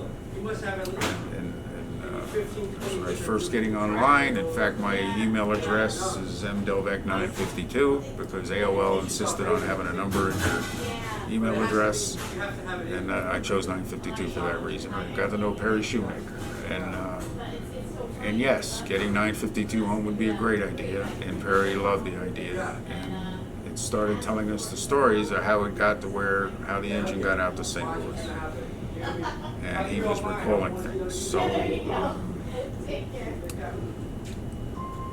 I talked to a couple attorneys about how to get this engine back. It was still owned by the Railway and Locomotive Historical Society. The RLHS had lost interest in the engine. Bill Howes was the president at the time. He wasn't happy with the negative publicity going along with it. But so I had this idea, and I talked to an attorney of how to get this. So the idea was, if we form an RLHS chapter, if we get RLHS to give it to a new group, then you got this group that's owned it for 6 months trying to argue in court that it wants its engine back. So I figured if we formed an RLHS chapter, now you've got the group that's owned it since 1939 asking for it back. The St. Louis has only owned it has only had it on its property since 1953. So this attorney is named Don Pesner. suggested you just file an act of replevin to revoke the lease. So Williver did the paperwork, and Bill Howes supported it to form the Lackawanna chapter of the Railway and Locomotive Historical Society. We made Perry Shoemaker member number one, I'm member number 2, and John Williver's number 3. And the chapter still exists, and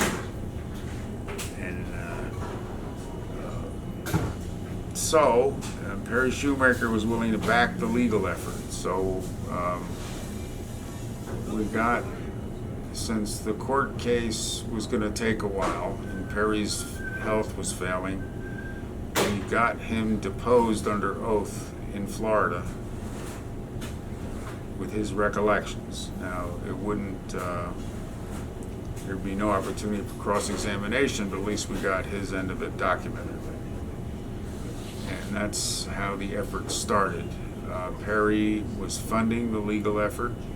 The idea was to have the case heard in Scranton. Of course, the St. Louis attorneys, the St. Louis Park System attorneys, immediately campaigned to have it brought to St. Louis, and it did. Perry passes away. Perry's son Kent is following the charge, and he's paying the legal fees to keep this case going. Meanwhile, St. Louis is fixing all of the complaints that were being made, that it was not painted, it was not cared for, it was not kept under roof, it was not kept operating. It was part of the original loan agreement. It was a permanent loan was the actual term used in the agreement. Perry said that Perry Shoemaker made the deal. I keep calling him Perry. He'd like to be addressed Mr. Shoemaker. So I heard. Yeah. I called him Perry once on the phone, and he had told Williver that. Yes, that's who I heard it from. Right. So from then on, it was Mr. Shoemaker.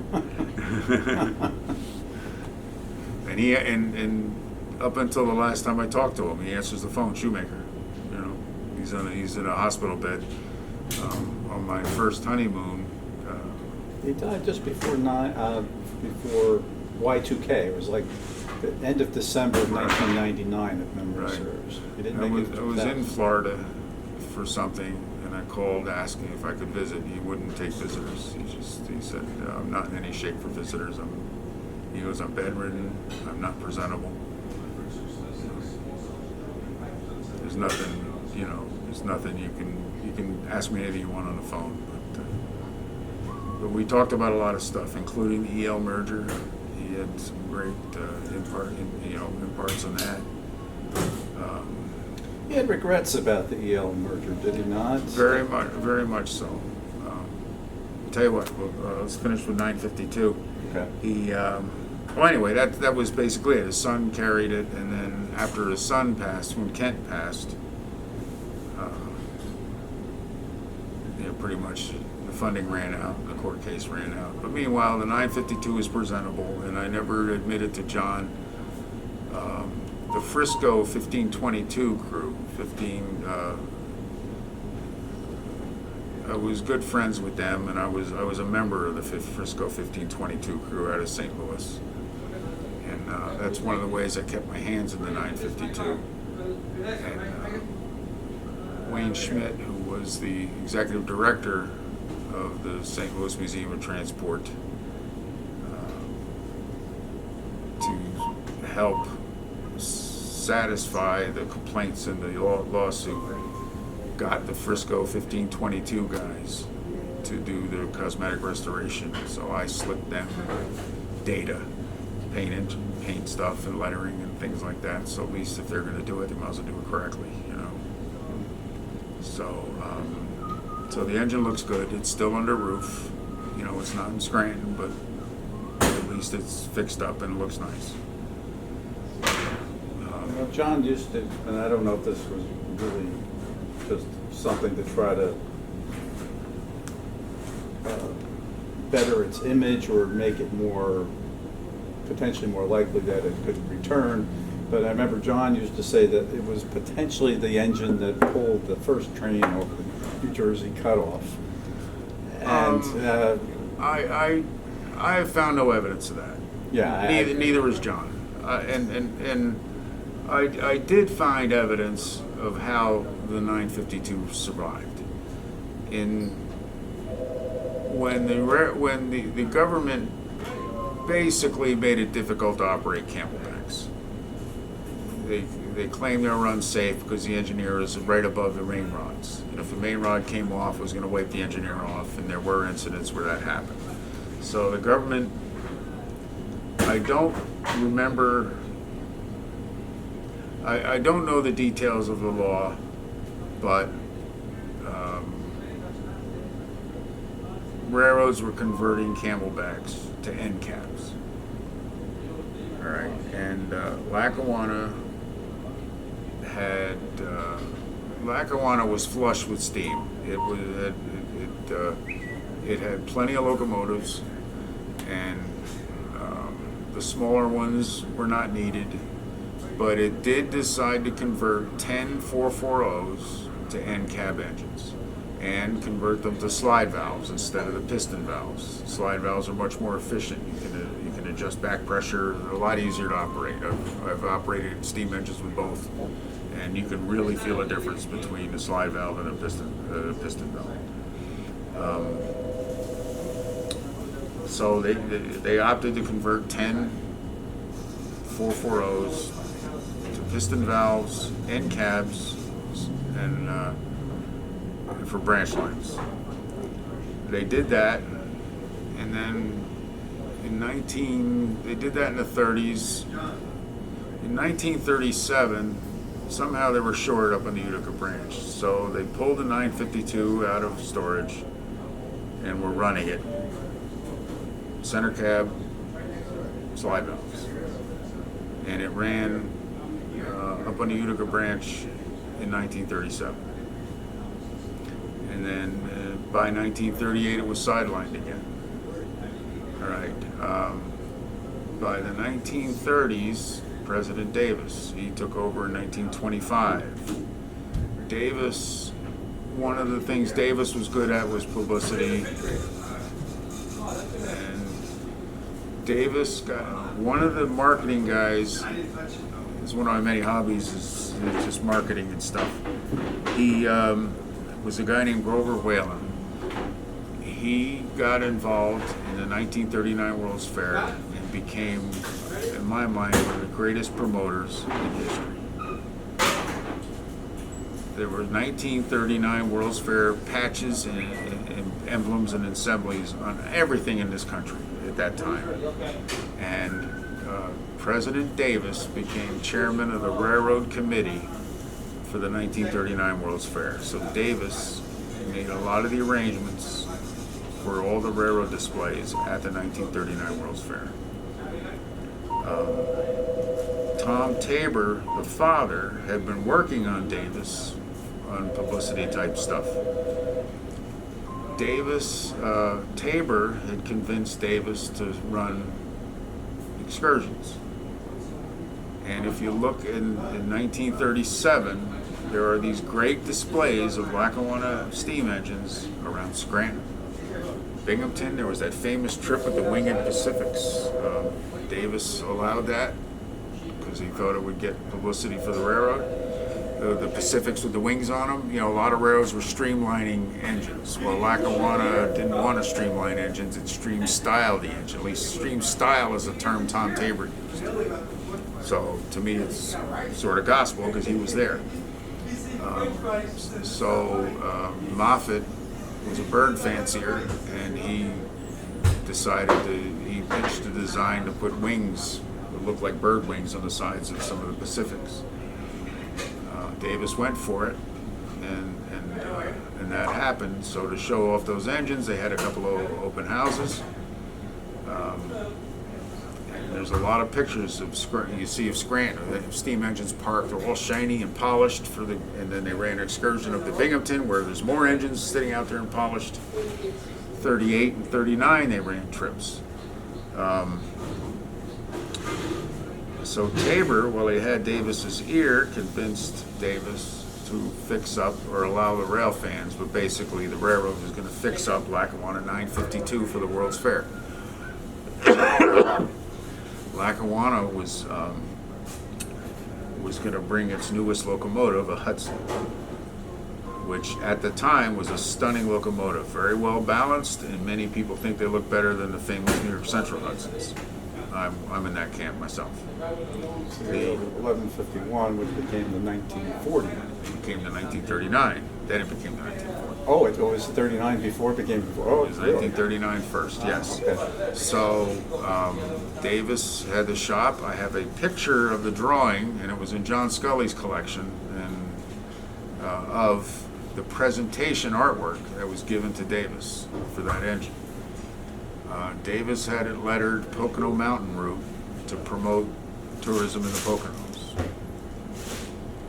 Now, other railroads like New York Central and the Pennsylvania Railroad were sending bullet-nosed, high-end streamline engines, and the Lackawanna's engine still looked like a steam engine with the standard nose and everything, but it was a sharp-looking engine with the flank and the lettering and the World's Fair logo on the tender.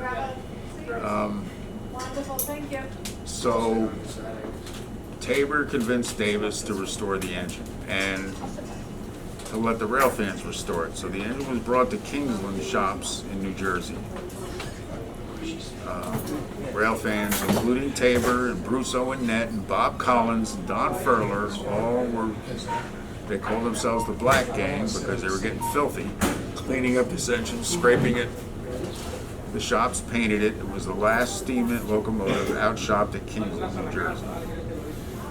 It gets fixed up for the World's Fair, right? And again, all these guys are members of the Railway and Locomotive Historical Society, based in Manhattan. Wonderful, how are you? Good. In the middle of all of this, the president of the chapter Lots of stuff. He wants lots of stuff. asks Davis, now, Cheese sticks? in addition to the steam engine, the Lackawanna is bringing a Hudson, a string of freight cars, and it obtained a couple of vintage coaches. Now, I've never seen pictures of those coaches at the World's Fair, but I've seen it written in correspondence that it belonged to these coaches. Also, the Lackawanna got 2 vintage coaches painted in the Lackawanna. Again, I've never seen pictures of them, but I have seen references to them. So, in the middle of all of this, before the engine leaves Kingsley, the president of the Railway and Locomotive Historical Society, it may have been just the chapter or the society itself, I think his name was Charles Brown, or something similar to that, Hey, you got that. writes a letter to Davis asking them to donate the engine to the Railway and Locomotive Historical Society. They're so proud of it that all their members put this together, asking they would donate it to them. Tabor had it somewhat arranged that the Lackawanna would keep this engine and use it for displays. Davis was only too happy to give it away and get out of the burden of having to keep this thing. So Davis gave it to the chapter. And I don't know who put the plaque on it, but there's a plaque on it about this big today. It's still there. Owned by the Railway Locomotive Strike, presented by the Doyle, Lackawanna Western, etc. I have good pictures of it. Tom Tabor was furious. So furious that he left the RLHS. His supporters all went with him. So now there's no nucleus of the RLHS any longer. Tom Tabor forms the Railroadians of America. Meanwhile, he can't touch the 952 because it doesn't belong to it. RLHS has no place to put it, has no body to do anything with it. So after the World's Fair, the engine languishes. It gets moved up to a siding on the Bath and Hammondsport. Nobody knows who made those arrangements. Harry Shoemaker, when he comes to the Lackawanna, he has a summer home up near Bath on the Finger Lakes. He drives by it all the time. So, and of course, he loves steam. When he was on the Lackawanna, one of the many stories I've heard about him, like when we talked, his first house when he went to the Lackawanna was in Mountain Lakes, and he could see the tracks from there. He loved that because he could watch the engines go by. The train crews I talked to said, yeah, he only moved there so we can see if we're making black smoke or not. Perry wasn't a big deal with black smoke. You know, he just he loved the steam engines. He later moved to Summit, and he described his house in Summit. He couldn't remember his address in Mountain Lakes, otherwise I'd find the house. But he told me where he lived in Summit, and everybody knows that house in Summit. As you're going around the curve and the ground tilts, because it's a perfectly balanced curve, there's a white house with a tennis court. That was his house. And it was on Kent Place Boulevard, and I can't help but wonder if he named his son Kent from the street. Yeah. So, And of course, Kent becomes president of the D&H. he was president of the Red River Valley and Western when I met him. I don't know what he did before that, but he followed in his father's footsteps. Because he was involved with the acquisition of the line from Taylor or Scranton all the way to Binghamton for the D&H. Oh, excellent! I wasn't aware of that. Yeah, so it was kind of a feather in his cap because it was obviously his father that was, you know, a showpiece basically of the Lackawanna, that the Pennsylvania Cut-Off. So 952 is up in the woods in Bath, and trees growing out of it. Perry Shoemaker drives by it all the time. So Perry Shoemaker by after World War II is Vice President of Operations, CMO, one of those. He's top operating guy on the Lackawanna. I'd have to look up to see what his title was. They get a request from the city of Owego, the one just west of Binghamton. And it's their centennial in 1948. You want to know if the Lackawanna had something they could display.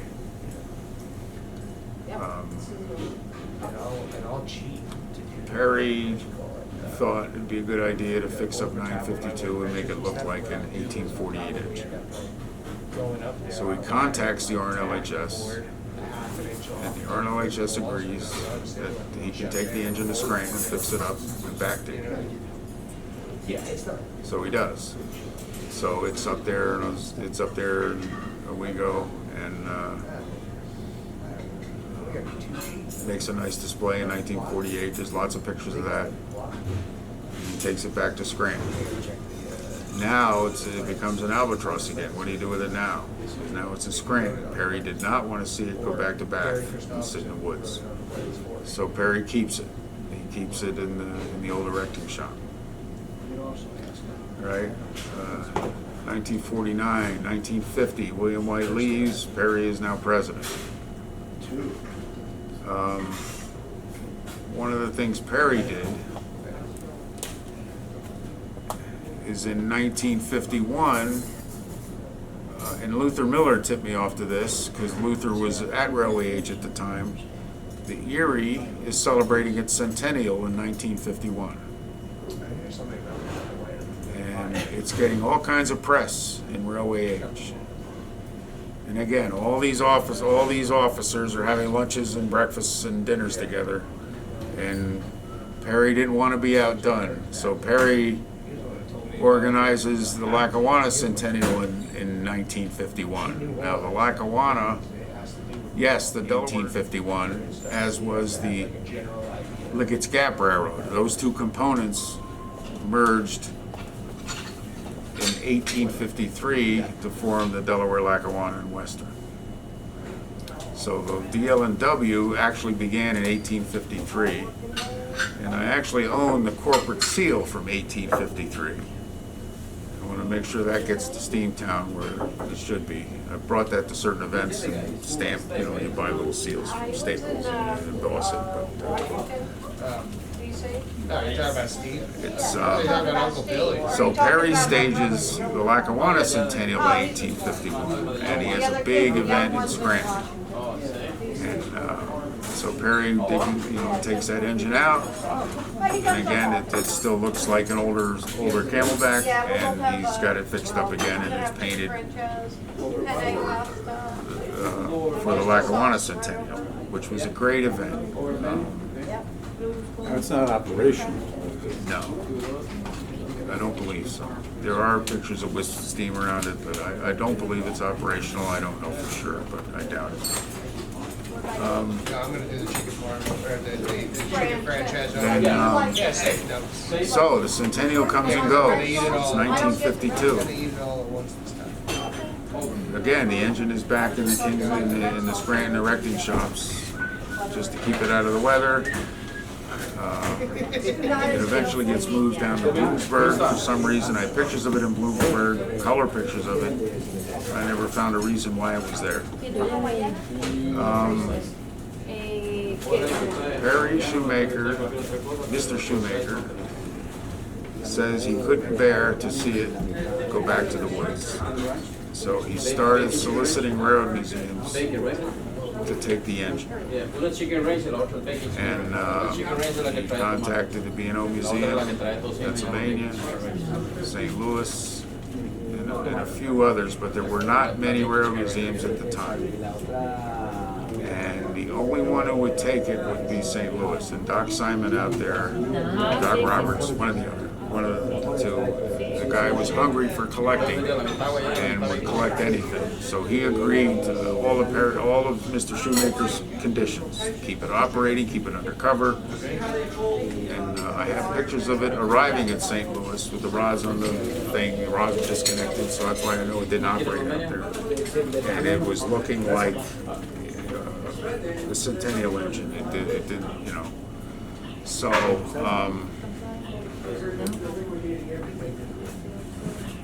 so this is 1952. It discouraged Mr. Shoemaker of the railroad preservation movement a little bit. He had such a hard time, and the railroad in Lackawanna paid for the movement. And his words are, and I have it in a letter somewhere, that he worked out the lease, the permanent loan with St. Louis. He was more concerned with saving the engine than he was about being legally correct in doing so. So he made the deal with St. Louis. And meanwhile, RNLHS was in no position to save or restore or preserve anything. So it didn't. And that's how it got to St. Louis. Now, come 1953, Lackawanna's retiring steam engines. And Mr. Shoemaker already knows that the railfans, the museums are not in any position to take this stuff. So he figured he would try for municipalities. So he started contacting the larger cities along the route. A few of them said they would like a steam engine. They expected the Lackawanna to pay for it. Scranton was rather enthusiastic about saving a steam engine, but they expected the Lackawanna to move it up to Nayob Park, which is 200 feet higher than Scranton Yard and 2 miles away. And Lackawanna was not going to lake track. They weren't going to pay for that. So that is basically why no Lackawanna steam was preserved, because none of the municipalities would pay for any of the railroad. They weren't even friendly about it. It's not as if, yeah, we'd like it, let's work something out. You know, today, it's a whole different world today, in that you can get, municipalities paying for such things is commonplace, and the residents get behind projects, and taxpayers are funding a lot of this stuff. Back then, that wasn't the case. And the railroads were still considered robber barons and rolling in dough, and they should pay for everything, So it was a different world then, but that's really why no major Lackawanna steam got preserved. There was just nobody willing to take it at the time. Now, Mr. Shoemaker told me that he was going to keep steam going as long as he could. It was the Pacifics. He had them running one round trip per day in commuter country. He was going to run them. He limited their use so that to keep the flue time as long as he could. They were going to run until then. There were a series of coal strikes, 51, 52, 53. The one in 53 made it really difficult to keep steam running. So he had to lop off a bunch of trains. They got as many diesels as they could, and that's why they ended steam the way they did. He said he told Scranton to run the 080s until the coal dock was empty. So the steam engines in Scranton, the yard switchers in Scranton were running until the coal dock emptied. The date I found, I published it in a book, I believe it was like July 22nd or something. It was when the last fire was dropped in Scranton on the switch end. And it was an 232, I'm sorry. And so that was the end of big steam on the Lackawanna. They kept the fuel around. 1121 was the best known as a rolling boiler.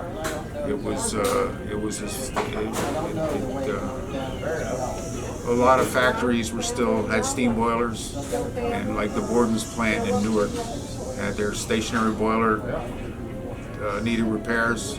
So the Lackawanna supplied a steam locomotive to provide steam to the plant so they could keep operating until they got their boiler fixed.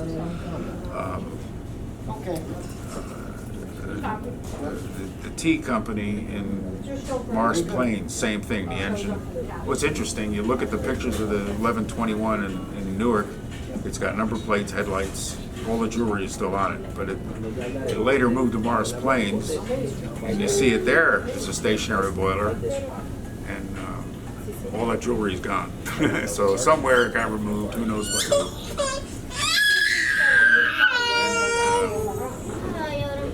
I would have just assumed. And there were a couple other engines. I've seen newspaper accounts of a couple of 282s that were also stationary boilers up in the Syracuse and Utica. There was an 080 switcher was a stationary boiler at Greystone in the 1930s when its boiler went out. So it apparently was pretty common to use locomotives for that purpose. But the last hot fire in a Lackawanna engine was the 1121. One of the buffs was a guy named Bill Hopping. He was a postal worker, lived in Madison. He took meticulous notebooks he would go to stations and just write down what he saw.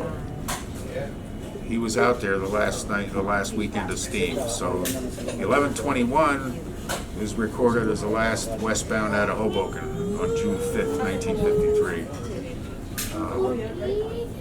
Hopping went to Dover, recorded the last eastbound. 1135 was the last revenue eastbound out of Dover for the last on June 5th. And, happily, I have the stainless steel lettering that was on the side of that engine. I bought that from Alvin Smith years ago. In fact, I gotta make sure that's preserved. Hopping was there at Dover at 3 a.m. when two sets of 3 Pacifics each went west on a Saturday night in small hours, then heading to Scranton for their last trip ever. So those were the last moves on the East End. There were 2 sets of 3 engines, and I forget what the leaders were. That was the end. That was the end of the Pacifics, the commuter Pacifics. So 952 ends up in basically in litigation, an attempt to try to take possession of it, and that will fail, and then basically the whole thing will. It just. Well, yes. Railway Locomotive Historical Society still owns it. St. Louis is claiming possession is 9/10 of the law. So it's up to a judge, and that's that. So There's just not enough money to get a judge to hear it. And meanwhile, all the complaints, most of the complaints that were for the RNLHS, the Lackawanna chapter, is claiming that the reason it needs it back in Scranton have been remedied. The engine is being cared for, it's under roof, it's been painted, it's being maintained. So, you know, it's you're getting 9/10 of the puzzle. The problem is it's still in St. Louis, it's not here. I don't think it's ever going to come here. Right, because there's no relevance to... Unless there's a big change of heart of St. Louis. The mentality and culture in St. Louis has been to not part with anything. And only a couple things have ever left St. Louis. The St. Louis Steam Train Association was able to get the 1522 restored and running, but the deal was it always comes back to St. Louis. I was able to convince them to loan that FT demonstrator to EMD to restore it. It was painted Southern Railway 6100 when they got it, and it was looking real ratty and falling apart. So EMD restored it in LaGrange, where it was built, and then returned it. Right? And Norfolk and Western, Wick Mormon was able to convince St. Louis to loan him the N&WY 3 steam locomotive for display for Norfolk Southern's 30th anniversary. And that included a large donation from the Norfolk Southern Foundation. So St. Louis got a nice gift for that loan. And the loan was for 5 years, and at the end of 5 years, Norfolk Southern returned the engine. Wick Mormon had already retired by then, and he returned it, and the railroad returned the engine. He made good on the promise. So, but 952 is probably going to be in St. Louis. I don't see the culture in St. Louis ever changing. It's so ingrained, and that's just the way it is. And it's all right. So it's there. It's fixed up. At this point, again, it was built in 1905. It's 100-something years old. You'd be better off building a replica, frankly. Because it needs everything. I mean, I crawled around in it. Wayne Schmidt, the director out there at the time, before it was ever fixed up, he let me crawl around it, and I took a good look at everything. I was in the firebox. I crawled into the tender. Well, I looked into it. I didn't crawl into it, but I looked in the top of the tender. The wood, and it was so rotted in so many places. You'd be like George Washington's axe handle, you got to replace the handle's rotten, so you replace it. Now the head's rotten, you replace it. So now, you're better off building a replica. You can build a welded boiler, it would last forever. It would go 20 years before you have to touch it. 14 years. Is there a place that even does that anymore? Oh yeah. Yeah, well, the Brits are building steam locomotives. They're building another one. The T1 guys are building Pennsylvania Railroad streamline, 4444. In fact, I think that's a great idea. Build a shrouded engine. That way, you can use modern steel. You don't have to have a riveted boiler, for example. You can just cover it with a shroud, and it looks like it did. But it meets modern standards. So I think it's a brilliant idea, and they're pretty well along. They're raising money as they go. But the 952 was a catalyst. Was sort of why no big steam engines have been preserved, because the trouble Mr. Shoemaker had in finding a home for 952, and again, trying to deal with municipalities. I think if 1953 he went to some of these museums, he might have had a better response than he would have. Well, who knows? Again, they're only talking a couple years difference. And again, it was a different world then. Preservation today is so much more mature. So much more stuff gets saved, and even I'm amazed at how many park engines are getting attention. At the end of steam, so many railroads put engines in local parks and built a fence around them, and that was that. And they're falling apart. But so many local groups are now getting interested in these things, and they're either moving them from one park to a better park, or they're actually restoring them. And the one I'm most interested in is the Nashville, Chattanooga, and St. Louis 576. That's as close to a Lackawanna Pocono as exists. It's the same Alco design, the same sport cab, same driver size, same driver style. It's got a different nose. It's got a bullet nose on it. But other than that bullet nose, it's a Lackawanna Pocono. I would love to see that run. I visited it in Nashville a couple of times, and it's marvelous.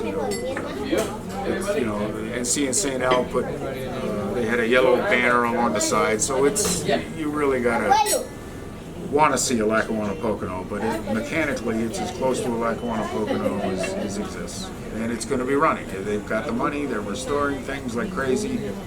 I think they just set the boiler back on its drivers. The boiler's basically done. So they're getting real close.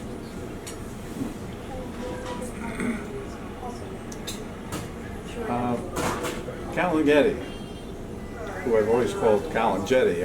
Getty is his name. Yeah. The infamous derailment, because it flew off the rails at Point Gap. Number 9, the paper train. What's the story behind that? I mean, he basically went too fast, and he was trying to make up 2 hours on a 3-hour schedule. And what was his ultimate destination? Scranton. It was the paper train, number 9, terminated Scranton. Paper trains run late at night, and they stop and they make all kinds of stops to pick up newspapers and drop off newspapers. All right, so somehow it was running late. I believe it left Hoboken late and just got later. And yeah, it's the rule of the railroad. Late trains only get later. And so he's trying to make up time. I hate to say this, but apparently he was a known drinker. So I don't know if that had anything to do with anything. But the tipping speed on that curve, according to the federal reports, was 70 miles an hour. So he had to be doing faster than that. The Point Gap curve. Now, I got to interview Andy Hopper, who was the train master in that territory that night. He got a call. He was at Portland Station. He got a call. Slateford said it went by at this time, and East Strasburg hasn't seen it. Go see if you can find it. So Hopper had a short fuse, as reported by many trainmen. And Hopper always told me, I was firm, but I was fair. Heard that. Right. So Hopper said he got in his car mad because you interrupted him from whatever he was doing. And having been a train master myself, I never got that mad at something, but shit, what's going on, So he drives past Slateford Tower, and he's motoring up 611, or today's 611. He sees the back of the train, and then he's going around the curve. He sees the other end of the train. There's no engine, and he's thinking, oh, is that an eastbound? Forgetting that he just saw the back of the train, So he turns around, and he sees the 4 or 5 cars sitting there, And he climbs on the train. He finds a conductor on the floor. He says, "What the hell happened?" And he goes, "I don't know. The air dumped." And he's thinking. At first, he's thinking, would they cut and run for water or something? But again, East Strasburg didn't see them. So he's looking at the ballast, and he doesn't see any marks in the ballast. So he's not sure what had happened yet. But when the conductor, he helps the conductor up, and he says the air dumped, and you don't see any evidence of a derailment. He's trying to figure out what happened. There's no glass. There's no evidence that anything happened. It took a while to figure out that the engine tipped over. What I found out looking at the federal reports, because there were fatalities, the engineer and fireman died. Looking at the federal reports of it, an engine in a milk car went over. It was a wooden milk car, a GARX milk tank car with wooden sides, also went into the river.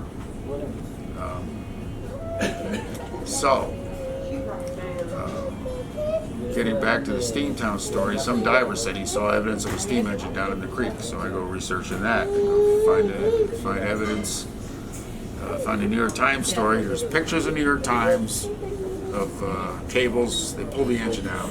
You know, Rod Durkee had a negative he took of the tender sitting on track. They already pulled the tender out and was sitting on track. So the engine's been retrieved. Scrapped. The number plate for that engine is sitting in the Railway Museum of Pennsylvania. It was given to them in the Tom Tabor collection. So the engine was scrapped after that. It was never put back in service. By then, this was 1948. Steam was being retired. Diesels were showing up. You know, the F3 showed up in 48, 46, FTs in 45. So you know, it was already the end of steam. They didn't bother restoring the engine. They just scrapped it. So. But that was the story. The federal reports, you can look up the US DOT reports and read everything about it. You know, they did the investigation. Foggy that night for some reason. I mean, if I remember right, or whether it was a mist or something like that.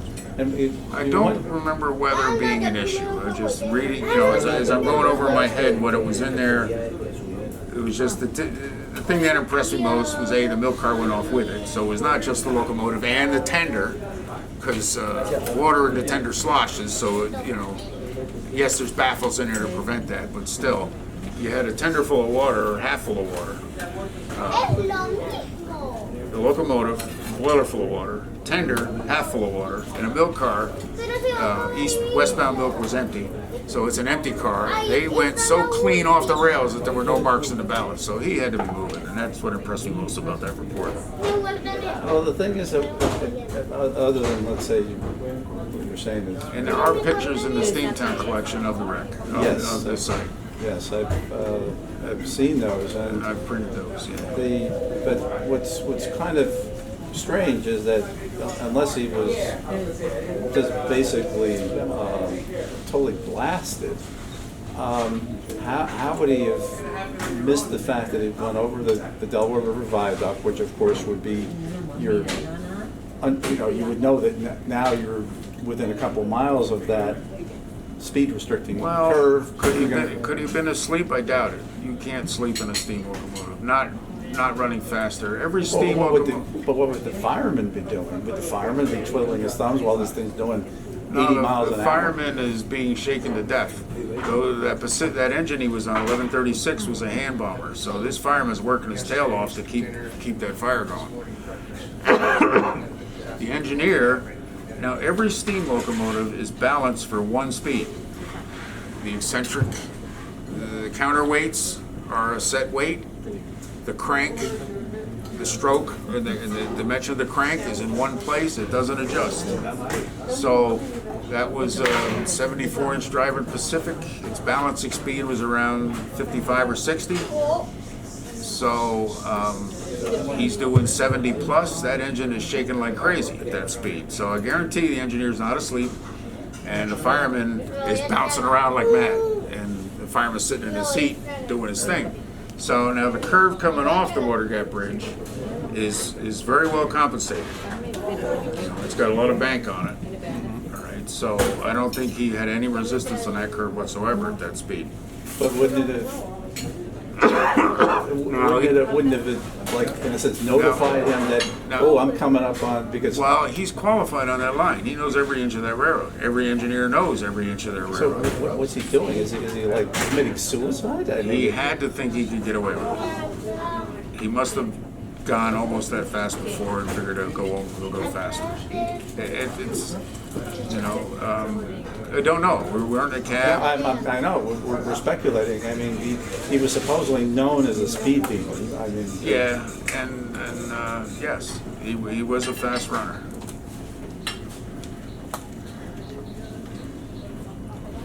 And he was well known for that. I talked to many engineers who knew him and mentioned that he was a fast runner. You know, and he had some vices in his life too. So, and again, he was trying to make up. He was like 2 hours late on a 3-hour run. So I guess, you know, was he thinking he could put it on time? What happened to a locomotive? I mean, if let's say I don't know how late he started off his trip, but if you start late, are you going to be penalized back in those days? Are you going to be penalized as a locomotive engineer because you didn't arrive on time when you left 2 hours late, or God only knows how much, you know, from the beginning? What was going to happen to him? I tried to get at a Hopper how that sort of worked, and They couldn't have expected him to be like running so fast that he was ending up in the river. Even though it was sort of a competitive thing to get, you know, to get your stuff in on time, but I don't know. There's no real answer why he was trying to go that fast. And again, the speed on that curve was 35, and it was compensated too, but it's a tight curve, and he just went airborne. Well, if he was doing 75 miles an hour, that's not surprising. Yeah. How fast could that engine actually go, though, is the question. You know, That thing could do 100. I mean, it was shaky to death. But 74, 79s, I forget how big those drivers were. 1136 was one of the tall drivered engines. So it could get a roll on if it wanted to. But it was, and who knows what he was doing on the cutoff. But yeah, it would be a rough ride because it's again, it's way above its balance speed. But you know, men, you know, boys will be boys, and you know, you and I have both talked about engineers. People have been in cabs and then just doing 100 on the cutoff. Right. You know, but the Hudsons were 80-inch drivered engines, and they were balanced for that. They were designed for fast running. You know, we always kind of make fun of the Lackawanna of even buying Hudsons, because Lackawanna was a mountain railroad, and the Hudsons are, you know, that kind of speed. You know, you do a flat track. You're not doing that in the mountains. You know? Well, I see there were certain places you could do it, but overall it probably But not was, a lot of it. No, it was probably an impractical thing to have those. You know, the cutoff was one of the few places where an engine like that could stretch its legs. Yeah. You know, climbing a Pocono is definitely not. Once you get up at a Clark Summit and go west, and you're up on that shelf, yeah, you could sail up there. You know, and you get to Binghamton, and then when you get west of Binghamton, you're pretty good for a little while till you get to, you know, Cohocton and Gibson, and then you're up into the hills again. You know? Yeah, Mike Whitman did talk about going over the cutoff over 100, but he said that Tabor told me that too. And, but the speedometer only went up to 90, so they'd have to take out their pocket watch to be able to determine how fast they were. and the cutoff, post the speed was 79. You've done some stuff with the cutoff, but I don't really know what. In terms of what you were, like there are a number of advocates that are out there, and over the years, but Well, we don't necessarily know what they've done. You know, well, similar. I don't know what I've done, to be honest. Thanks to the association with John Williver, John really taught me a lot about the political angle of all this stuff. This is the key to police. And John, who was a DOT employee, he was only limited to what he could do. But me, as a private citizen, and as a member of the journalistic community, I could write letters. A lot of them he suggested, but I could write letters and get more attention than he could, and he couldn't because of his position with DOT. It would get him fired. He's not allowed to take positions on anything, especially related to DOT issues, and trying to save Lackawanna, bits of the Lackawanna, is a DOT issue. So, but he still did write letters, though. he did, and it was a risky thing for him. But I was able to write letters also, and I was able to go to meetings, and and John didn't do a lot of driving, and he didn't take pictures. So I would go to a lot of these meetings. I would meet some of these politicians. So we did a lot of lobbying behind the scenes, and it was eye-opening, and it taught me a lot, and it's carried through to so many things in life, and even with the current thing with Amtrak, I'm, writing to the governor, writing to this, writing to that. I know all our local politicians, and I've learned how to be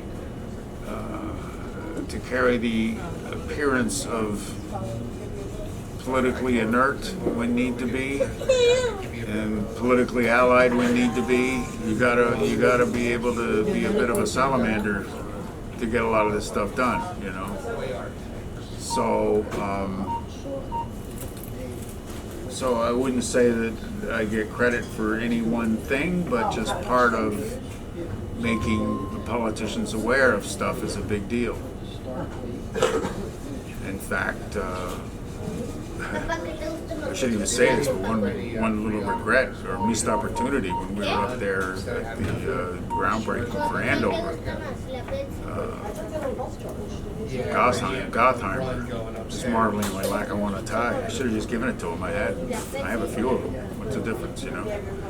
Should have just given it to him. Here, here's your Lackawanna tie, you know? It should have, because that's the kind of stuff they don't forget, you know? Right.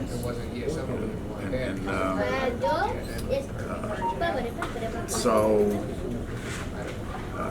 saving the cutoff is a big deal, and I've held my political nose a few times to push the right buttons in the right places. You know, so you got to do what you got to do. You know, it's a cause I believe in, and right now it's Democrats carrying that flag. So let's have it. You know. I mean, and to that point, and for a number of years it was the Republicans. Of course, it's always been I'll say primarily a Republican area through which the cutoff runs. But now it's the Democrats are really in the position of being able to fund it. And they're the ones funding it right now. The Republicans want it, but they're not doing a whole lot. And that seems to be the culture at the moment among the two parties, you know. Yes, and one of the things I've been pitching to the politicians, and it hasn't gotten as much traction as I thought it would, is this corridor between Scranton and Hoboken / New York has got more colleges on it than any other short corridor on Amtrak. And I figured that would be a big deal to the Dems because, again, the colleges cannot now commingle. And all the dorm dwellers, it won't happen immediately, but eventually all the dorm dwellers will be able to go home for the weekends, you know? Well, I guess until it really becomes more real, and right now it's still a concept, until it becomes more real, maybe it will gain traction at that point. But the colleges, I figured the politicians would jump on that right away. Because, you know, between Scranton and East Stroudsburg, Drew, Fairleigh, Newark College Engineering, Rutgers Law, Seton Hall, the Ivy Leaguers in Manhattan, you know, and now they'll be able to change trains and get right into Manhattan, you know. So, and I could see the colleges having conferences at each other's campuses, campi, you know. So, but regardless, I think ridership is going to exceed expectations, just like it did. You know, the whole question of building Midtown Direct, you know, bringing the Lackawanna trains directly into Penn Station. Ridership was many times the estimates. You know, the trains were so full that the conductors couldn't take tickets, you know, and I was on that first train, and the first train was what they expected. By the second day, the trains were packed, and they were so packed that it was sort of embarrassing NJ Transit, because the locomotives NJ Transit bought weren't big enough. They were designed for the 6-car trains. Well, they had to make the trains 7 cars, 8 cars, 9 cars, as big as the platforms would take. And those little engines couldn't handle 9 cars. They didn't have enough head-end power to power 9 cars. So now they're doubling up the engines, and now they don't fit in Penn Station, and they have to reduce it. So they buy bi-level cars, which are only barely time and a half from one single coach, you know. And then they had to buy bigger bigger dual-mode engines and stuff, you know. And in fact, our museum, NJ Transit, just gifted one of those original Alp 44s to the museum in Boonton, to our Tri-State United in Boonton. Those are the first locomotives NJ Transit bought. So, you know, again, I think Scranton is going to be something like that. It may not be as successful immediately, but I think in time, now that there's gambling in the Poconos and the resorts are growing, and again, all the colleges, I think there's going to be plenty of traffic on that line. Yeah, and you also have the Margaritaville, which is, we don't know how So that's going to play out. That's part of it. That's part of the casino, Pocono resorts. One of the Margaritaville is one of the Pocono resorts is going to donate land or provide land in a station for an Amtrak stop. So the Mount Pocono station is being replaced by Margaritaville. And PennDOT has already paid for they put the station there already, and they have a park and ride lot there and all this other stuff. It's kind of run down because it's been there so long, but so be it, But among the many heroes in all of this, Larry Malski is one of the heroes. He's when Amtrak,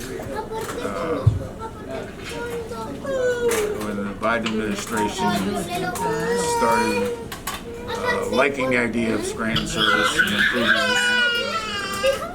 spreading out Amtrak service, Malski was right on it, and he offered to pay for his study, which got Amtrak off the schneid because no other area paid for their own study. And it's actually the only study that Amtrak has done for any of the corridors. Because Amtrak didn't pay for it. They're not any, Amtrak is not swimming in money, so it's not looking to overspend on anything. So maybe they're using the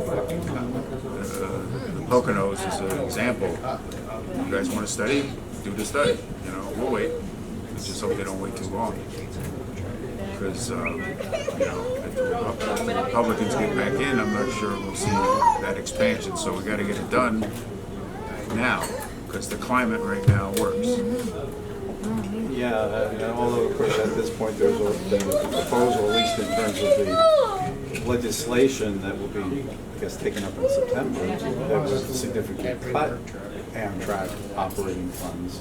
It doesn't necessarily have anything to do with the corridor ID program, which has been funded through the IIJA, but the question is, as a bargaining chip, how is that going to play out? That's not really a question, it's sort of like Nobody knows. Yeah, nobody knows, Yeah. exactly. Yeah. And so much of the politics, you don't know how it's going to play out. So what's important for the public and people like you and I is to keep it on the tongues of the politicians. Don't let them forget it.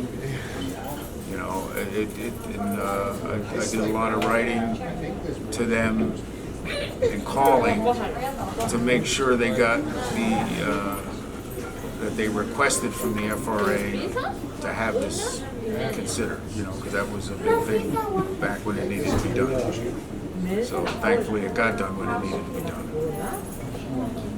Yeah, and we don't know for sure. But over the course of the years, again, through John Williver, John, to me, is the father of saving the cutoff in that he helped save bridges and tunnels and crossings.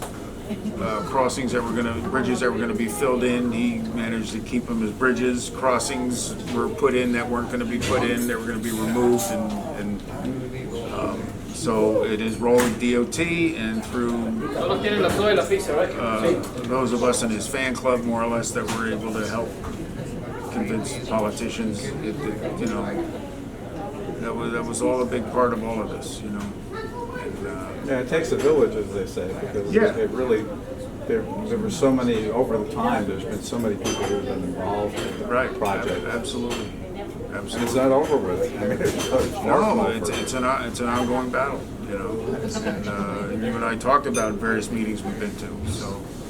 Over many years. Yeah, many years. This is not, I was, my first exposure to an operating train on the cutoff was a rail train lifting.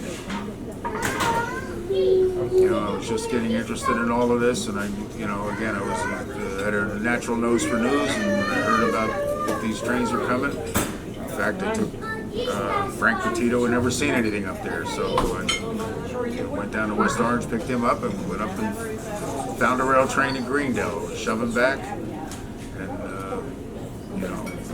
took night shots of the rail train power up on various towers and various landmarks. The train crew were rail fans, and Bobby Bars was one of those. And he was parking the locomotives at landmarks, much to the chagrin of his engineers and stuff, because Bobby had a way of getting stuff done, whether people liked it or not.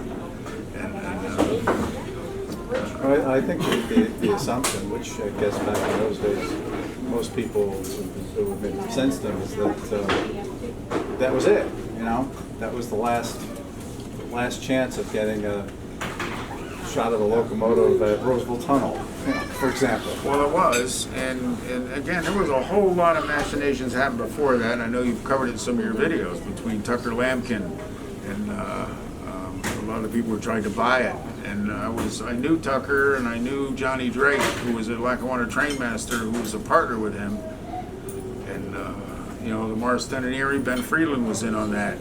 That's why Ben Freeland, who was president of the Marston and Erie, that's why he bought the big Alcos, because he was going to handle the freight trains. So he had a little RS1, a little S2, and to run freight trains he needed bigger power. So we bought two C430s from Conrail, 3,000 horsepower 4 axles, and he bought two C424s from the TP&W, 2,400 horsepower 4 axle, and he bought those because he was going to be the freight operator on the Cut-Off, or was vying to be the freight operator on the Cut-Off. And then at the last minute, Lampkin's money didn't materialize, and Conrail sold it to the land developer. You've talked about that story many times, so we don't need to detail it here. With Turco, yes. Yeah, with Jerry Turco. I saw him once. I never got a chance to meet him, but I'd say the whole Cut-Off effort has gone through several different phases, and now, of course, we're in a. Well, to me, this is the last best chance. Yes. If it doesn't happen now, then. I think everyone thinks that's as we say in Jersey, forget about it. Certainly, it's everything is lined up such that it could happen. And it's amazingly how lined up the stars are right now. And it's even to the point where Schumer is pitching to go to Syracuse already. Again? Yeah.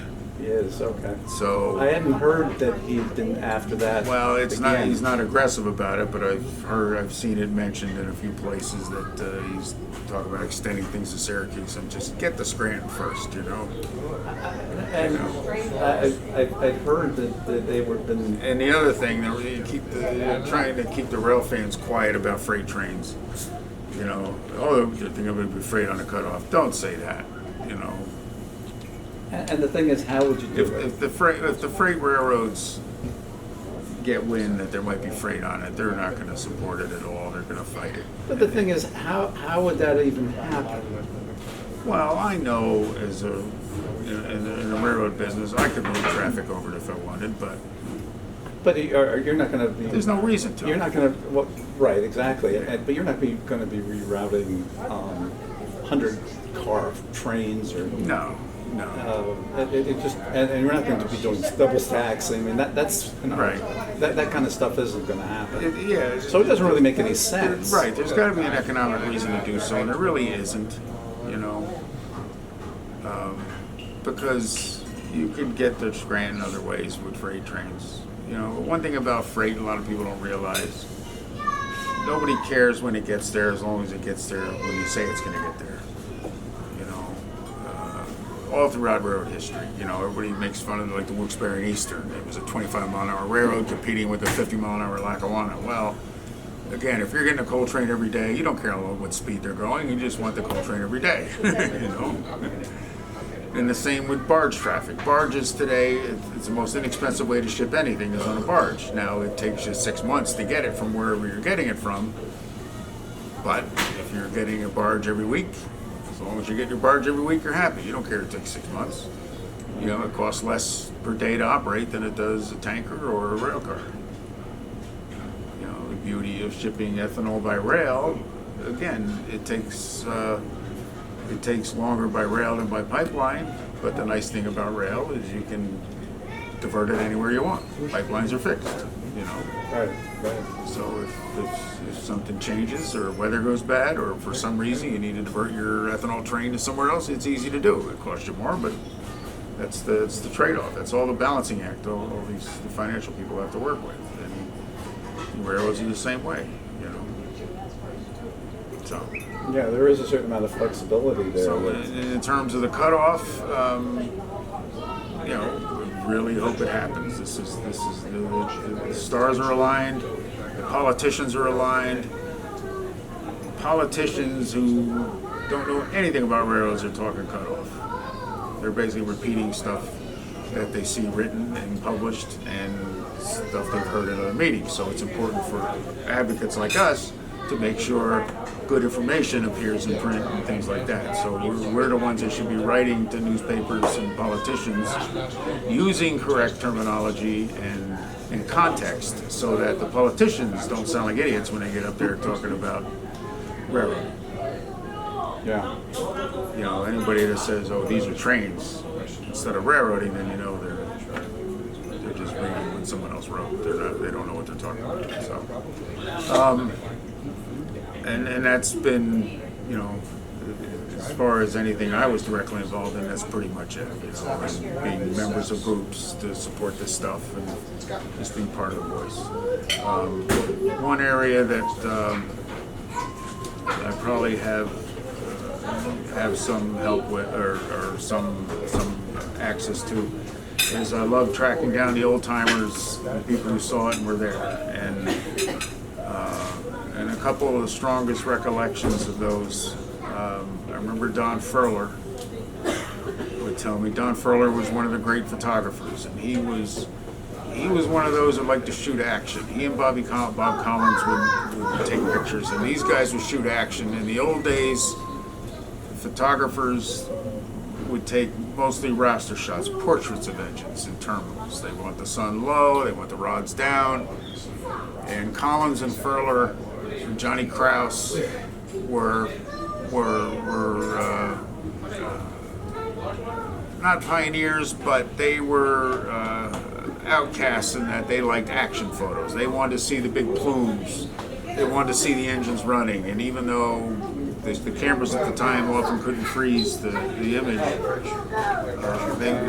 they went after action shots. They went after moving trains. And Furler would shoot a 5x7 negative. The negative would be, you know, it'd be big.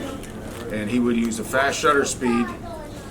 You know, looking for a 5x7. These are 8x10s, so his 5x7 is roughly half of these.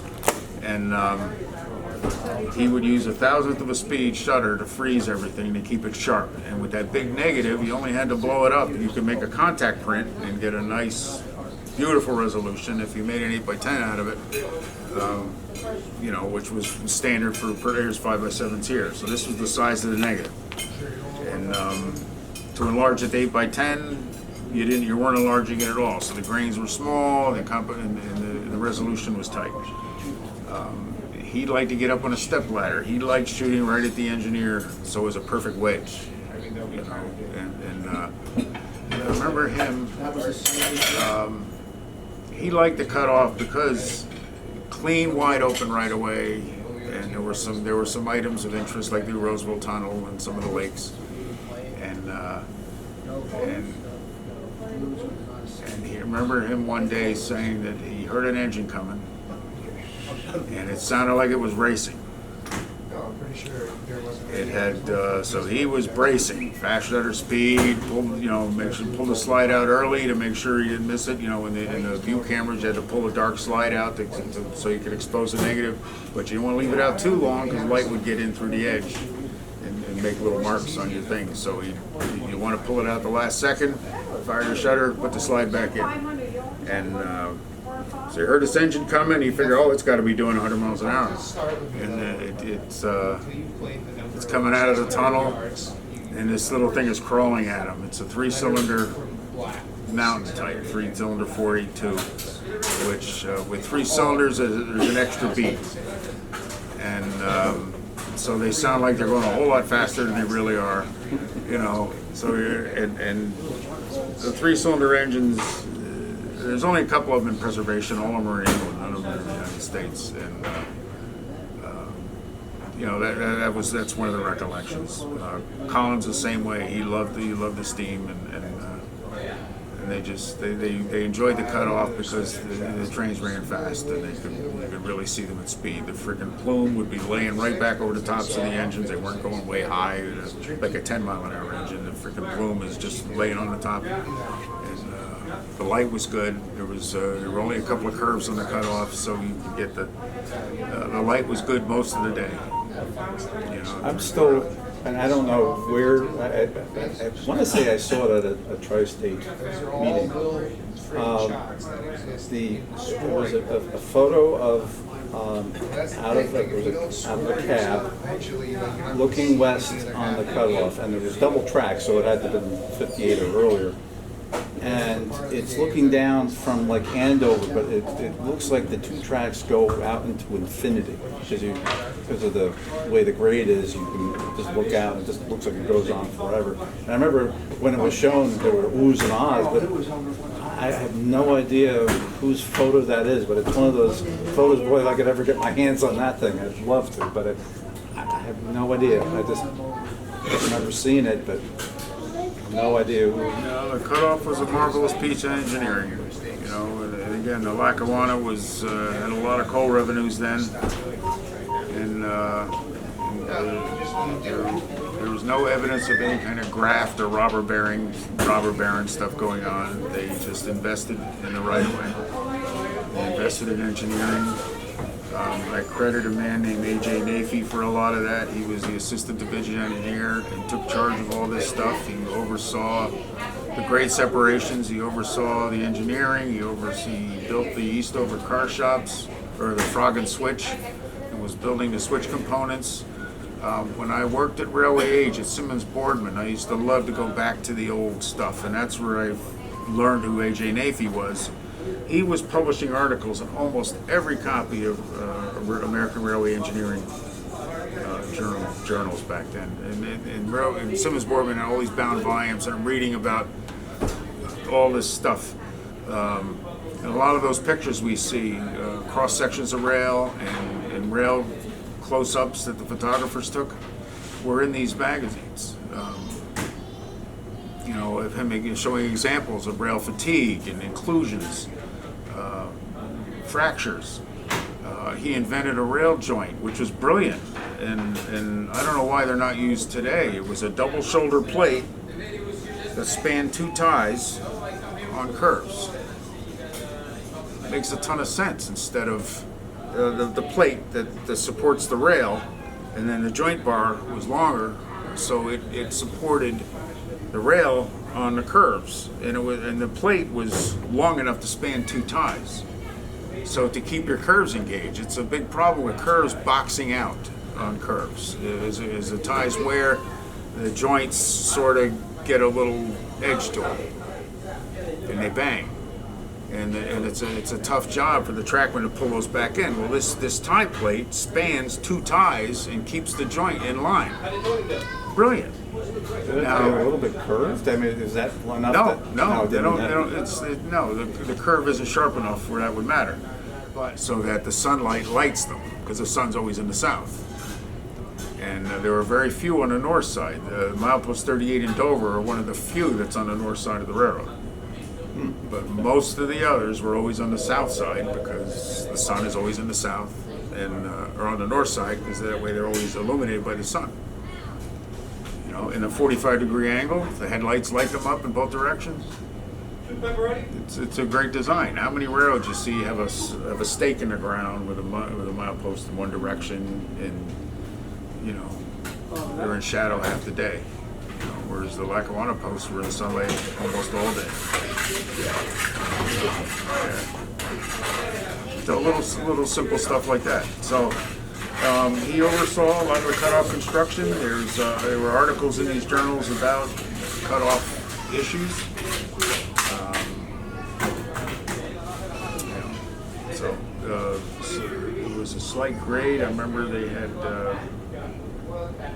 I'd have to look it up. There was an issue with a slight grade at Greendale that they tried to work on, and And a contractor built the railroad, which surprises me because the construction style isn't exactly that Nafee was doing everywhere else. You know, so maybe Nafee planned to go back and, you know, the first time they changed rail to do it, because Nafee kind of was doing the bolt pattern every other bolt, and you could see the bolt patterns on yours on some of the cutoff pictures where the bolts are one way. Of the 6 bolts, the middle 4 are facing one way and the end 2 are facing the other way. You never put all the bolts in the same direction, because if there's a derailment, you knock off all the nuts and the rail spreads. You know, so you always scatter them every other one, so that if there's a derailment, you still got enough bolts still there to hold the joint together. You know. But that was a lot of railroads had their own styles. Just like every railroad had its own style of steam locomotive because of the mechanical department, like what it liked. Same thing with track, you know. But Nafee had a lot to do with industry standards on track. He just, again, through all his work in publishing this stuff, he invented that rail oiler train. He took a 4-wheel caboose and a string of tank cars, and at Eastover he built a way to spray the joints. It was his theory that if you keep the joints lubricated, the trackmen who walk the tracks will have an easier time keeping the joints tight. The bolts don't rust, and these guys can just go by with their wrenches and tighten bolts as they loosen up. And bolts loosen up. You know, rusty bolts especially, believe it or not. You think they're rusty, they're not going to loosen up. They do, because they wear. As the rails move and the bars move, they wear out the bolts, so you just tighten them some more. When they're rusty, you can't tighten them. But it was a big job on the railroad to be a track walker. You know, your section of track was usually 10 miles or so, and you had to walk those 10 miles every day back and forth. So one day in the morning you run up on one side, you come back the other. You tighten bolts, lubricate joints, report any problems you find, check gauge. You know, where I worked, there was 2 old Italian guys who they'd be walking around. You see a bucket with tools and wrenches in it, and a track gauge on their shoulder, and they're walking along, you know, checking track. You know, that was engineering. The track is such a big part of railroading, and I wrote once in that they're the heroes of railroading. Because without the track department, everything is 10 miles an hour or less. Yeah. Yeah, just think of all those jobs. You know, I was one of my roles at Bayway with the Marston and Erie, I was a track inspector. So, you know, I learned track, and I was engineering editor of Railway Track Instructions for a couple of years. So, you know, learned track from some of the best. I was calling, you know, it was just part of the normal routine of interviews and doing stories. I would talk to the top guys at Union Pacific and Amtrak. And as interesting as the different theories and philosophies, Union Pacific believed in painting all its bridges silver because it was easier to inspect. If there was any fatiguing or rusting going on, they could see it through the silver paint immediately. And they would take care of it. Amtrak was, they would get, if a bridge needed fixing, they would just get federal money to replace the bridge, so they didn't bother painting bridges. So, different theories, you know. And so Amtrak doesn't paint bridges, you know. And you know, just there's different philosophies. Explains why that bridge by Metro Park over the Parkway hasn't been painted in ages. No, when it's time to replace it, they'll hit the politicians up and make somebody's government pay for it. You know. It'd be a real pain in the neck to try to replace that. Well, it would be. Any of those would be tough. But the bridges are inspected. I don't want to imply that bridges are not inspected. I know. But they're just not. In this case, I'm thinking they're just not being painted. Well, they're not being painted. Right? They inspect them. Well, there is one bridge that I'm concerned about. It's where CSX's transflow yard goes over 1 and 9. The center's pier over 1 and 9 looks really bad. You know. I haven't been fortunate enough to drive under it with a train over the top. I'd like to see how it flexes, but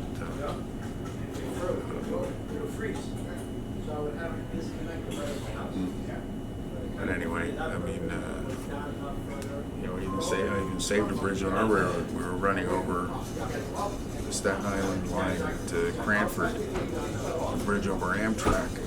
It's an interesting bridge because it's actually a steel span inside a truss. The truss is out here, and the steel span is supported by the crossbearers of the truss. The footings of the bridge on the abutment are wooden ties, big ties like this big. They're not even ties, they're just wood stumps. And these wood stumps you can put your foot through, you know. I remember telling our company, I don't know who you pay to inspect this bridge, but one day the ends of those trusses are going to fall through, and then it's just going to, rivets are going to pull out, and when those rivets pull out, the next span is going to drop, and you've got 90-mile-an-hour Amtrak underneath, you know. Not good.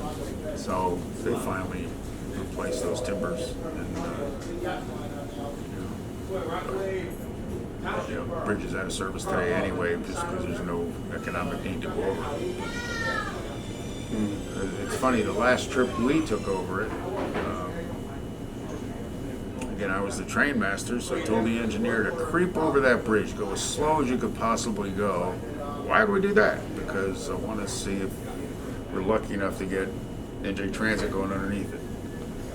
And so I want to get a picture of you guys. Who knows when we'll be out here again, you know?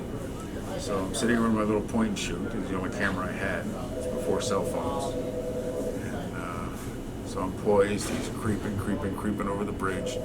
And then this thing startles me. It's an Acela. So I got the over and under with an Acela going by. And those little point and shoots are crazy because you got to wait for them to focus. You know, you hit the button and then bzz, bzz, bzz, bzz, you don't know if you're going to get your shot or not. But I learned that if you hit it halfway, it focuses. So I was sitting here with it hitting halfway, and when the Acela went by, I waited for the engine, the Morristown engine, to get where it's not cluttered by truss work, and snap, got it. So it's low resolution camera, but still, it's got. And it turned out to be the last trip ever. So. I don't see a train going out there again. You know, Union County owns it, and the refinery leases it. I don't see the refinery ever wanting to take responsibility for it or putting money into the railroad, because the cross ties on that bridge need to be replaced. That would be a nightmare. I tried doing it when Morristown had it. Because of the Amtrak traffic, it has to be done in the wee hours of the morning. It has to have fall protection and all kinds of stuff. I don't see anybody ever doing it. But anyway, back to the cutoff.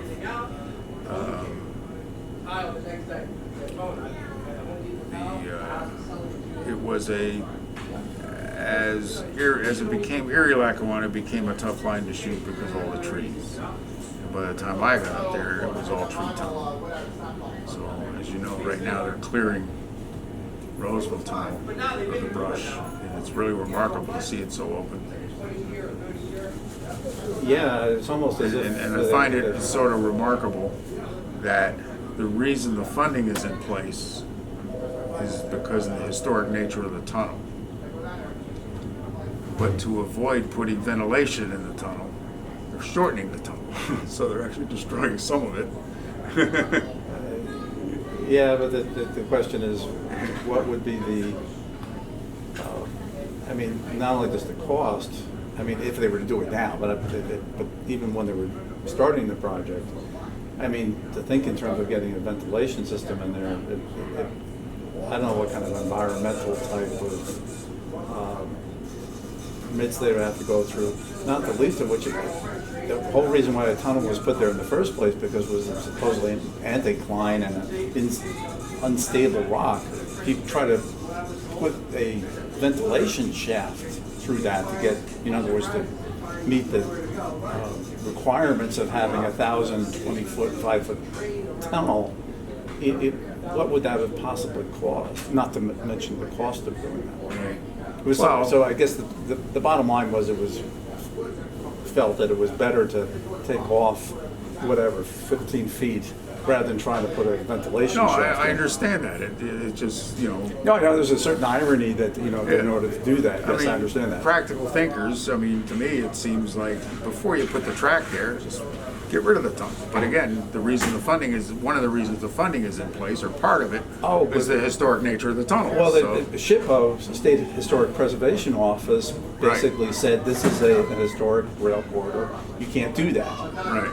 And that was the end of the discussion. Right, but that's part of the reason the Of funding course, is in but they're place. also the ones now probably are holding up the blasting to do that because I guess it has to go through them. I don't know, but sometimes some of the stuff that has gone on with this project to make your head hurt. There's a tunnel right outside of Scranton, and everybody shakes their head. Why didn't the railroad blow that up too? They should get rid of it. Yeah, Nayog Tunnel. It's such a bottleneck now, and it's funny. It's on a grade, and Historically, that was really the Tabor referred to it as the worst tunnel on the railroad because it was a short tunnel, but being on a grade, it was really the toughest. Well, in the steam days, there was roads and houses up there, so I could see why they didn't do it. Now, 81 is through there. There's no more tunnels, there's no more houses and streets up there. But one of the biggest problems with the tunnel, I've been through on many trains trying to climb it. The sun never gets in that tunnel, so the rails never dry. The bats and the birds live in that tunnel, so there's guano on everything. So if you're not doing 10 or 15 miles an hour before you get into that tunnel, you're not going to be doing 10 or 15 miles an hour when you come out the other end, because you're going to be slipping and sliding in that tunnel because the rails are wet and there's bird shit all over it, It's a challenge, And today would be no problem to just blow the thing up, except you got track, you can't interrupt service for that kind of time. And you're talking, I don't know how long it would take for them to do that, but it would be, you put the railroad out of business for the better part of a month or however long. It would probably be about that, And, that's if there were no complications. Well, the complications are there's power lines above it now, so you got to reroute that, and who knows what the environmentalists would say, because there's creeks and rivers around it. Right, that on top of the wall, and whatever the cost might be. Yeah. Right. So chances are it'll probably never be anything but a tunnel. But there was a tunnel in the Poconos at Mount Pocono, Paradise Tunnel, that was a big problem. They daylighted it, and it was just a big cut, and it wound up gathering so much snow that they built a track around it, and that's where the track is today. And unfortunately, they can't do that with Nayog. Right. You can't do that with Nayog. It's a ridge that's right there. Yeah. But, a lot of that stuff needed to be done back when they were first doing it, but there are a lot of stories of speed demons on the Cut-Off, and again, it was nice smooth track. 79 miles an hour was the posted speed. The steam engines, a lot of stories of steam exceeding that. I have not heard a lot of stories of diesels exceeding that, believe it or not. Well, the diesels were geared. There's a limit on the gearing. Like the E units could do it. The Fs couldn't. The passenger Fs could. The freight Fs could not. Yeah, the E units were geared for 85, and the Fs I think for 89. But I don't know that they wouldn't. There wouldn't be overspeed, would there? I mean, like no, there's no way. The grades weren't enough to really get you overspeed either.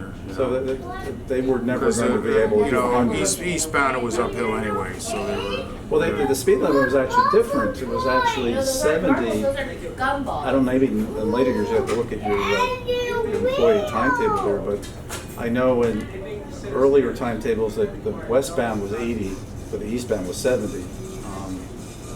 Maybe because they figured that no train could probably do 80 going eastbound because they're going up grade.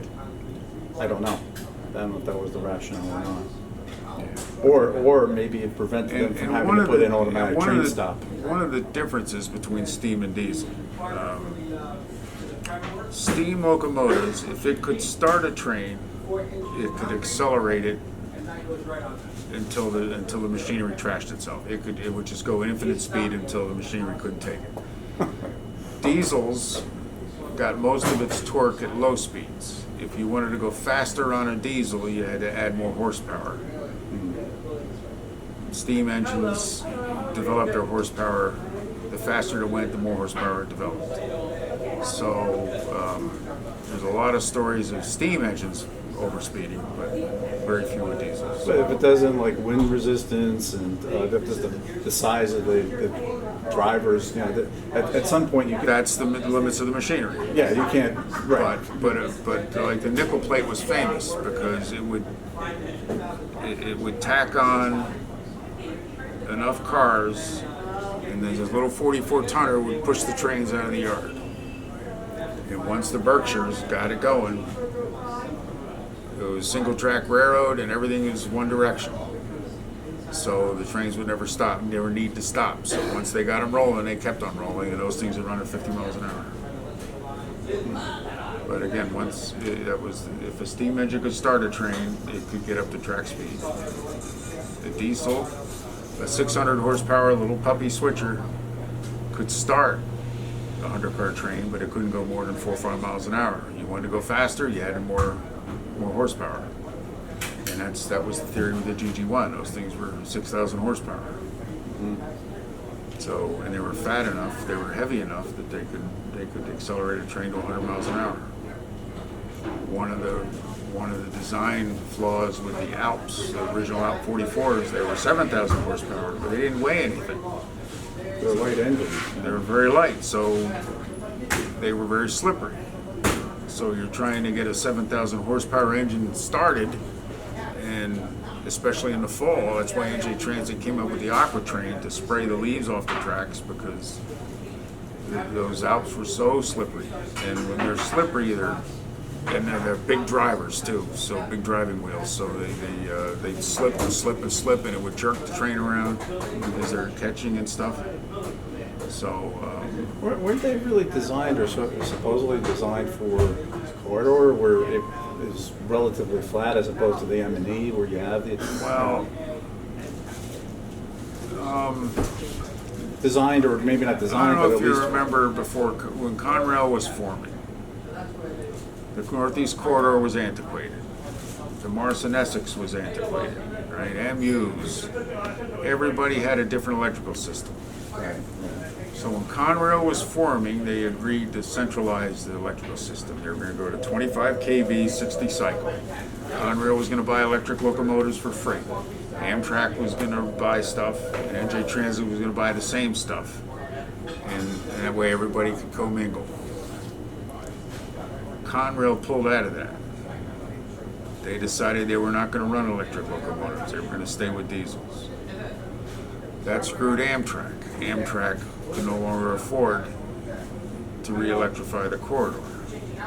NJ Transit was already married to 25 kV with the MUs, with the new electrical system. So now NJ Transit is stuck. It is now all by itself, buying 25 kV 60 cycle locomotives. It is now buying locomotives without prototypes. No one else is buying these, so there's no test beds anymore, you know. So NJ Transit, to this day, is spending more money than it needs to. It buys the Alps, for example. They're supposed to be the new AEM 7s, right? They replaced the Amtrak engines, and they didn't quite do that. They weren't quite the same. They decided to go with dual mode engines. Same thing. They're buying these things with no prototypes. They're just they're issuing design specs. When they come over here, they try them. They're overpaying because there's no prototypes. They're not buying anything in common with anyone else. So NJ Transit really got a raw deal in all of that. I think, they're stuck with all this expensive stuff that no one else uses. Now Amtrak. So NJ Transit, to get from Morristown Line to Penn Station, has to change current, has to change frequency, and now they're doing dual modes where they're running with diesel and electric, which is smart, you know. But again, there's no prototypes for this. They're the only ones in the country doing this. So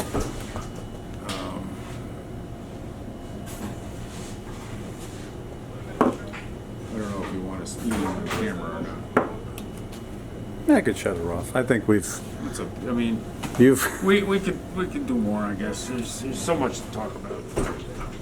Hi, I'm Chuck Walsh, and it was a privilege to interview the late Mike Del Vecchio on August the 2nd, 2023. We're here back at Mario's famous pizza restaurant in Randolph, New Jersey.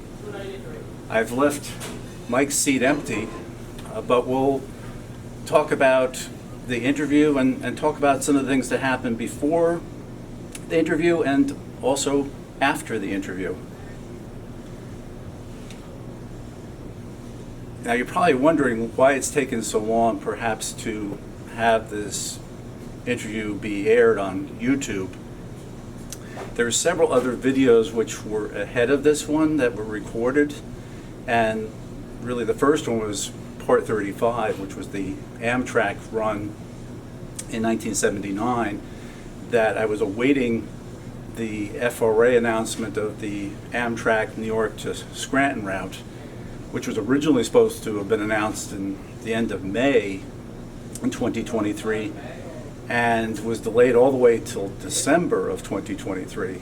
So I held back that video, and since this is part 38, there were two other videos in between that were also held up, and as a result, I'm finally getting to doing this particular video for release on YouTube. Now, I first met Mike back in 1984. He would have been maybe 24, and I would have been at that point 27, I guess. We were, of course, much younger. He was very much like he was during the interview. It's quite amazing. I mean, obviously much younger, but he in temperament and such, he was still the same guy. I didn't really get to know Mike until a few years later. I'd say almost 10 years later. The two of us had been at a meeting for the Lackawanna Cut-Off sometime in the early 1990s, and after the interview here, I actually kidded him about it because back in those days, you lived or died whether you got quoted by the local newspaper, in the Star Ledger, I guess. And he did and I didn't.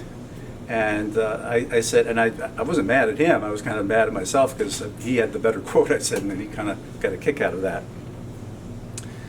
But that convinced me that he was the real deal in terms about the cutoff, where he spoke on behalf of the cutoff, and he got quoted for it. Now the thing is that I would say about 1993, he came up to the house, my house, and there was a small group of us that were trying to put together a video. Now this is 1993, a totally different time to be trying to do a video. It was Mike, it was Pete Putman, Don Barnacle, and myself.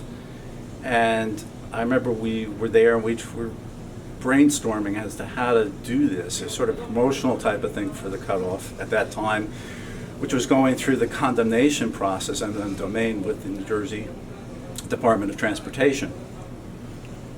Now, I remember a couple of things from that particular day. First of all, I found out he was a foodie because my wife, Kathy, actually put together a nice vegetable platter, and he really loved that. But the other thing I remember from that particular discussion we had at the house was that he, at that point, I think he was working for Railway Age, and even though when I interviewed him, he talked about Mr. Nafee and all the interesting stuff that he picked up there, but I got the impression from at that time that he really more enjoyed being out in the field as opposed to being in an office, and that was, I remember him talking over the table at our house. So fast forward, there's a lot of years in between where Mike and I didn't have a whole lot of interaction, and I'd say we've really started getting back together again, so to speak, probably in, would have been the end of 2021 or beginning of 2022, where the two of us were exchanging war stories about the the joys of undergoing prostate cancer treatment and all that. And I remember that I when there was going to be I'll say a promotional, to talk about promotion, a promotional type of press conference at the Andover station site with Congressman Josh Gottheimer, that I got invited to that to speak, and I took it upon myself to invite a couple other people to come to that particular meeting out in the middle of the station site. And I wanted Mike there, Mike Del Vecchio, but he was already at that point undergoing cancer therapy, and he couldn't drive, so it was Dave Rush who got him there, thank goodness. And I also invited Larry Ashley, who also attended. He was there as well. And that's where Mike talks about he wished he had given Congressman Gottheimer his tie. That was at that particular meeting. And I don't really have any interaction with Mike except after that. Then we go to, it would have been September, October that year, 2022, where there's a meeting, a kind of a railfan type of meeting, having to at the Montclair train station. And this is where Mike wanted to get the other Mike Wickman, who's down in Texas, to come up to New Jersey. He was willing to drive him up, and he said he would love to be able to spend all those hours and hours, over 1,000 miles in each direction, just getting all the different stories from Mike Wickman. But Mike Del Vecchio really wasn't in any condition to undergo that long trip. So Mike Wickman ends up doing a Zoom call for that particular meeting and doesn't come into New Jersey. And I was hoping that Mike Wickman would come to New Jersey because I wanted to interview him as well with the stories about the cut-off and being on trains going over 100 miles an hour on the cut-off and so forth. But that's where I was able to make the connection to Mike Wickman, and I eventually ended up interviewing Mike Wickman, down in San Antonio in 2023. Now, during this time, it's clear that Mike Del Vecchio is still going through all sorts of therapy in the hopes of getting into remission from his cancer treatment.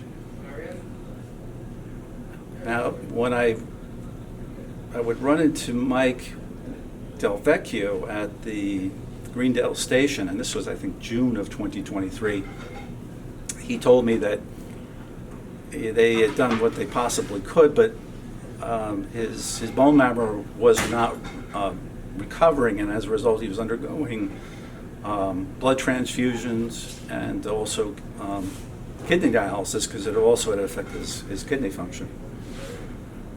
And at that point, I know that we still stayed in touch, but the next time I had any kind of interaction or discussion with him was in late July of last year, 2023. And Mike tells me that he basically has two months to live. That's what his doctors had told him. So I don't know that we had ever seriously discussed doing an oral history, but he said, if we're going to do this, we have to do it pretty quick. So I said, absolutely. And within, it was less than a week, we ended up meeting here and had the interview here right at this spot. Now, before that particular interview, we talked, and it was like, well, what do you want to talk about? What don't you want to talk about? And I asked him, do you want to talk about your health? And he said, no, not really. So as a result, we ended up talking mostly about what he wanted to talk about. I had a few questions I had for him, but for the most part, I left it up to him. It was really his time. He really wanted to record this. Some of the things that I know we didn't get to or didn't talk about because he obviously didn't want to talk about them, but was that his concern with the time that he had left was that he, first of all, he was concerned about his wife, Christina. He wanted to make sure that she was taking care of the house and all that. And also, and he mentions this during the interview, that some of the artifacts and the memorabilia that he had, that he would want that to be preserved and given to the right people or the right places and so forth.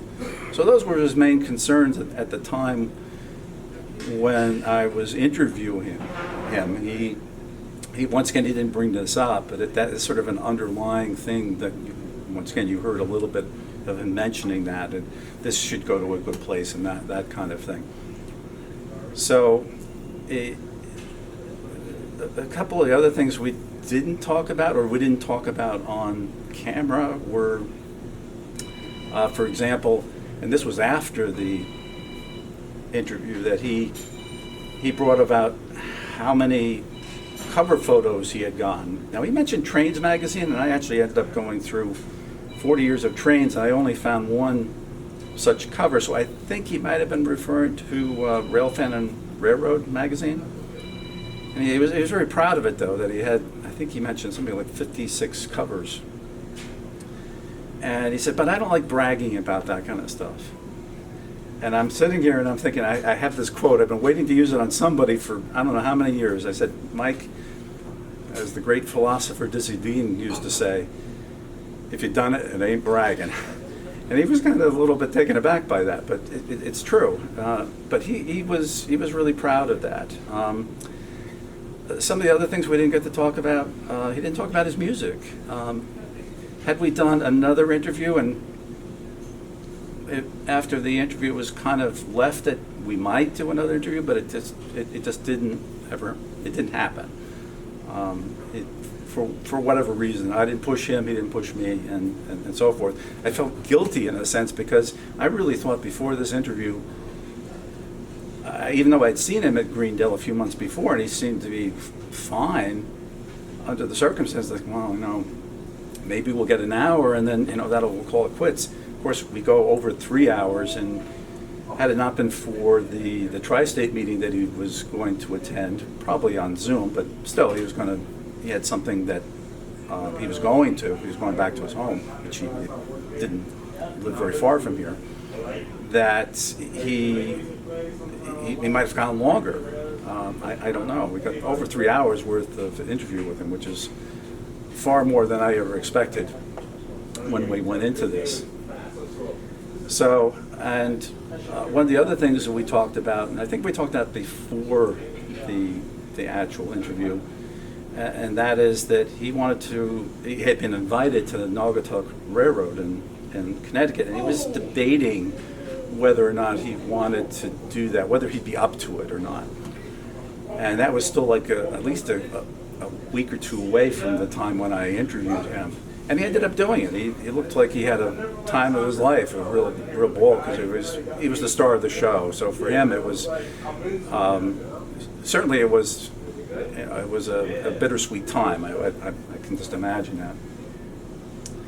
I'm not really in the position to eulogize Mike. I mean, I have to say that I knew him, but I can't say that I knew him as well as a lot of other people who probably knew him a lot better. But nevertheless, I can still say that, and I think anyone who knew him well would agree with us, that he was just a very, very likable person.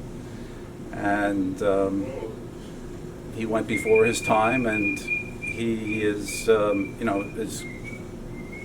he's missed, greatly missed. Now, even though I'm not going to do a eulogy, I do have a tribute to Mike. And that tribute takes the form of photographs. And I debated whether there would be music that would work, or I could do it without music, but I preferred to think about doing with music if I could find the right music.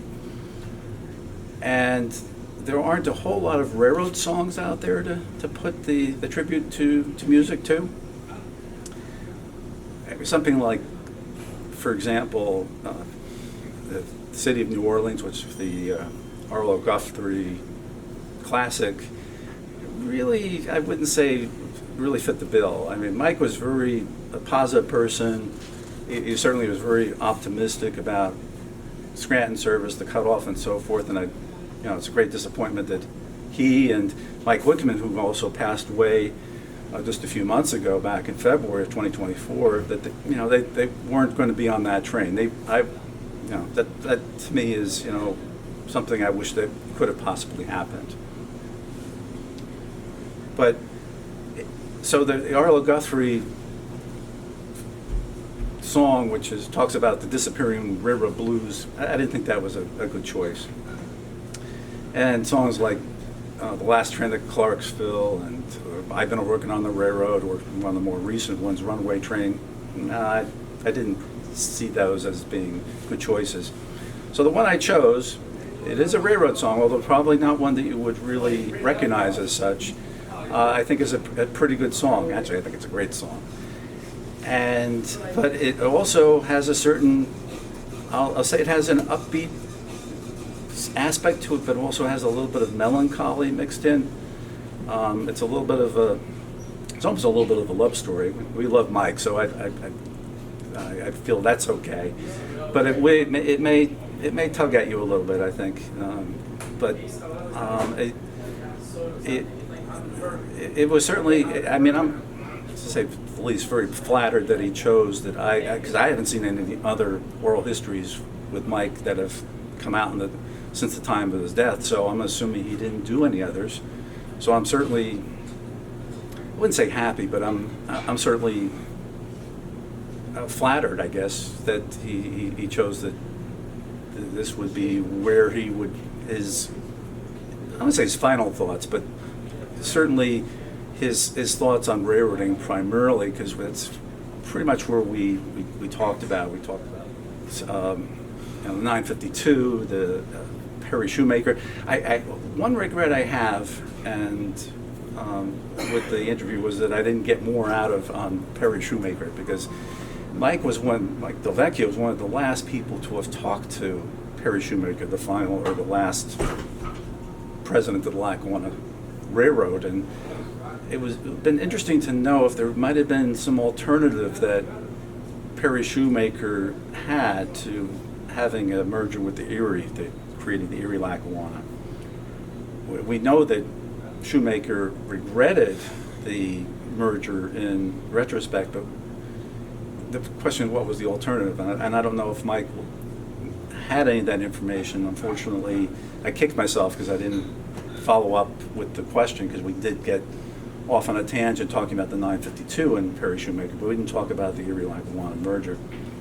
But so many things we could have possibly talked about. But nevertheless, once again, so happy I was able to do this, and I hope that you have, I'm going to say enjoyed the interview, but certainly that it's a record of Mike Del Vecchio, which we wouldn't have otherwise.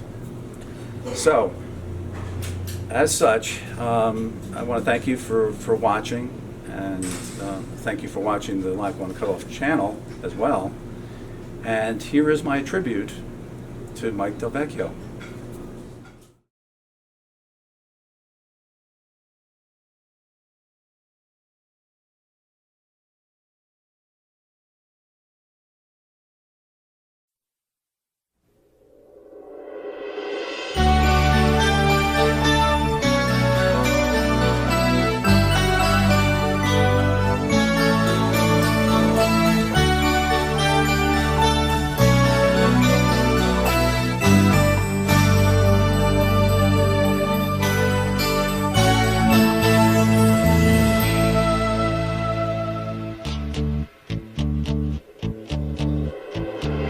Is this the train to Desert Moon? Was all she said.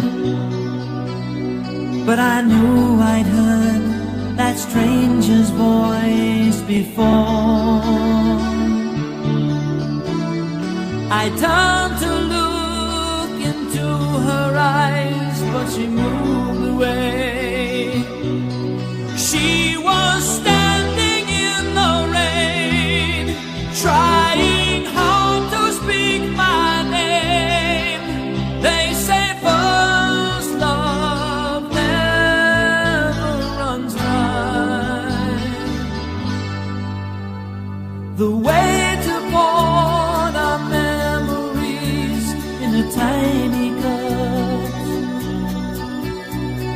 stumbled over words we longed to hear. We talked about the dreams we'd lost or given up.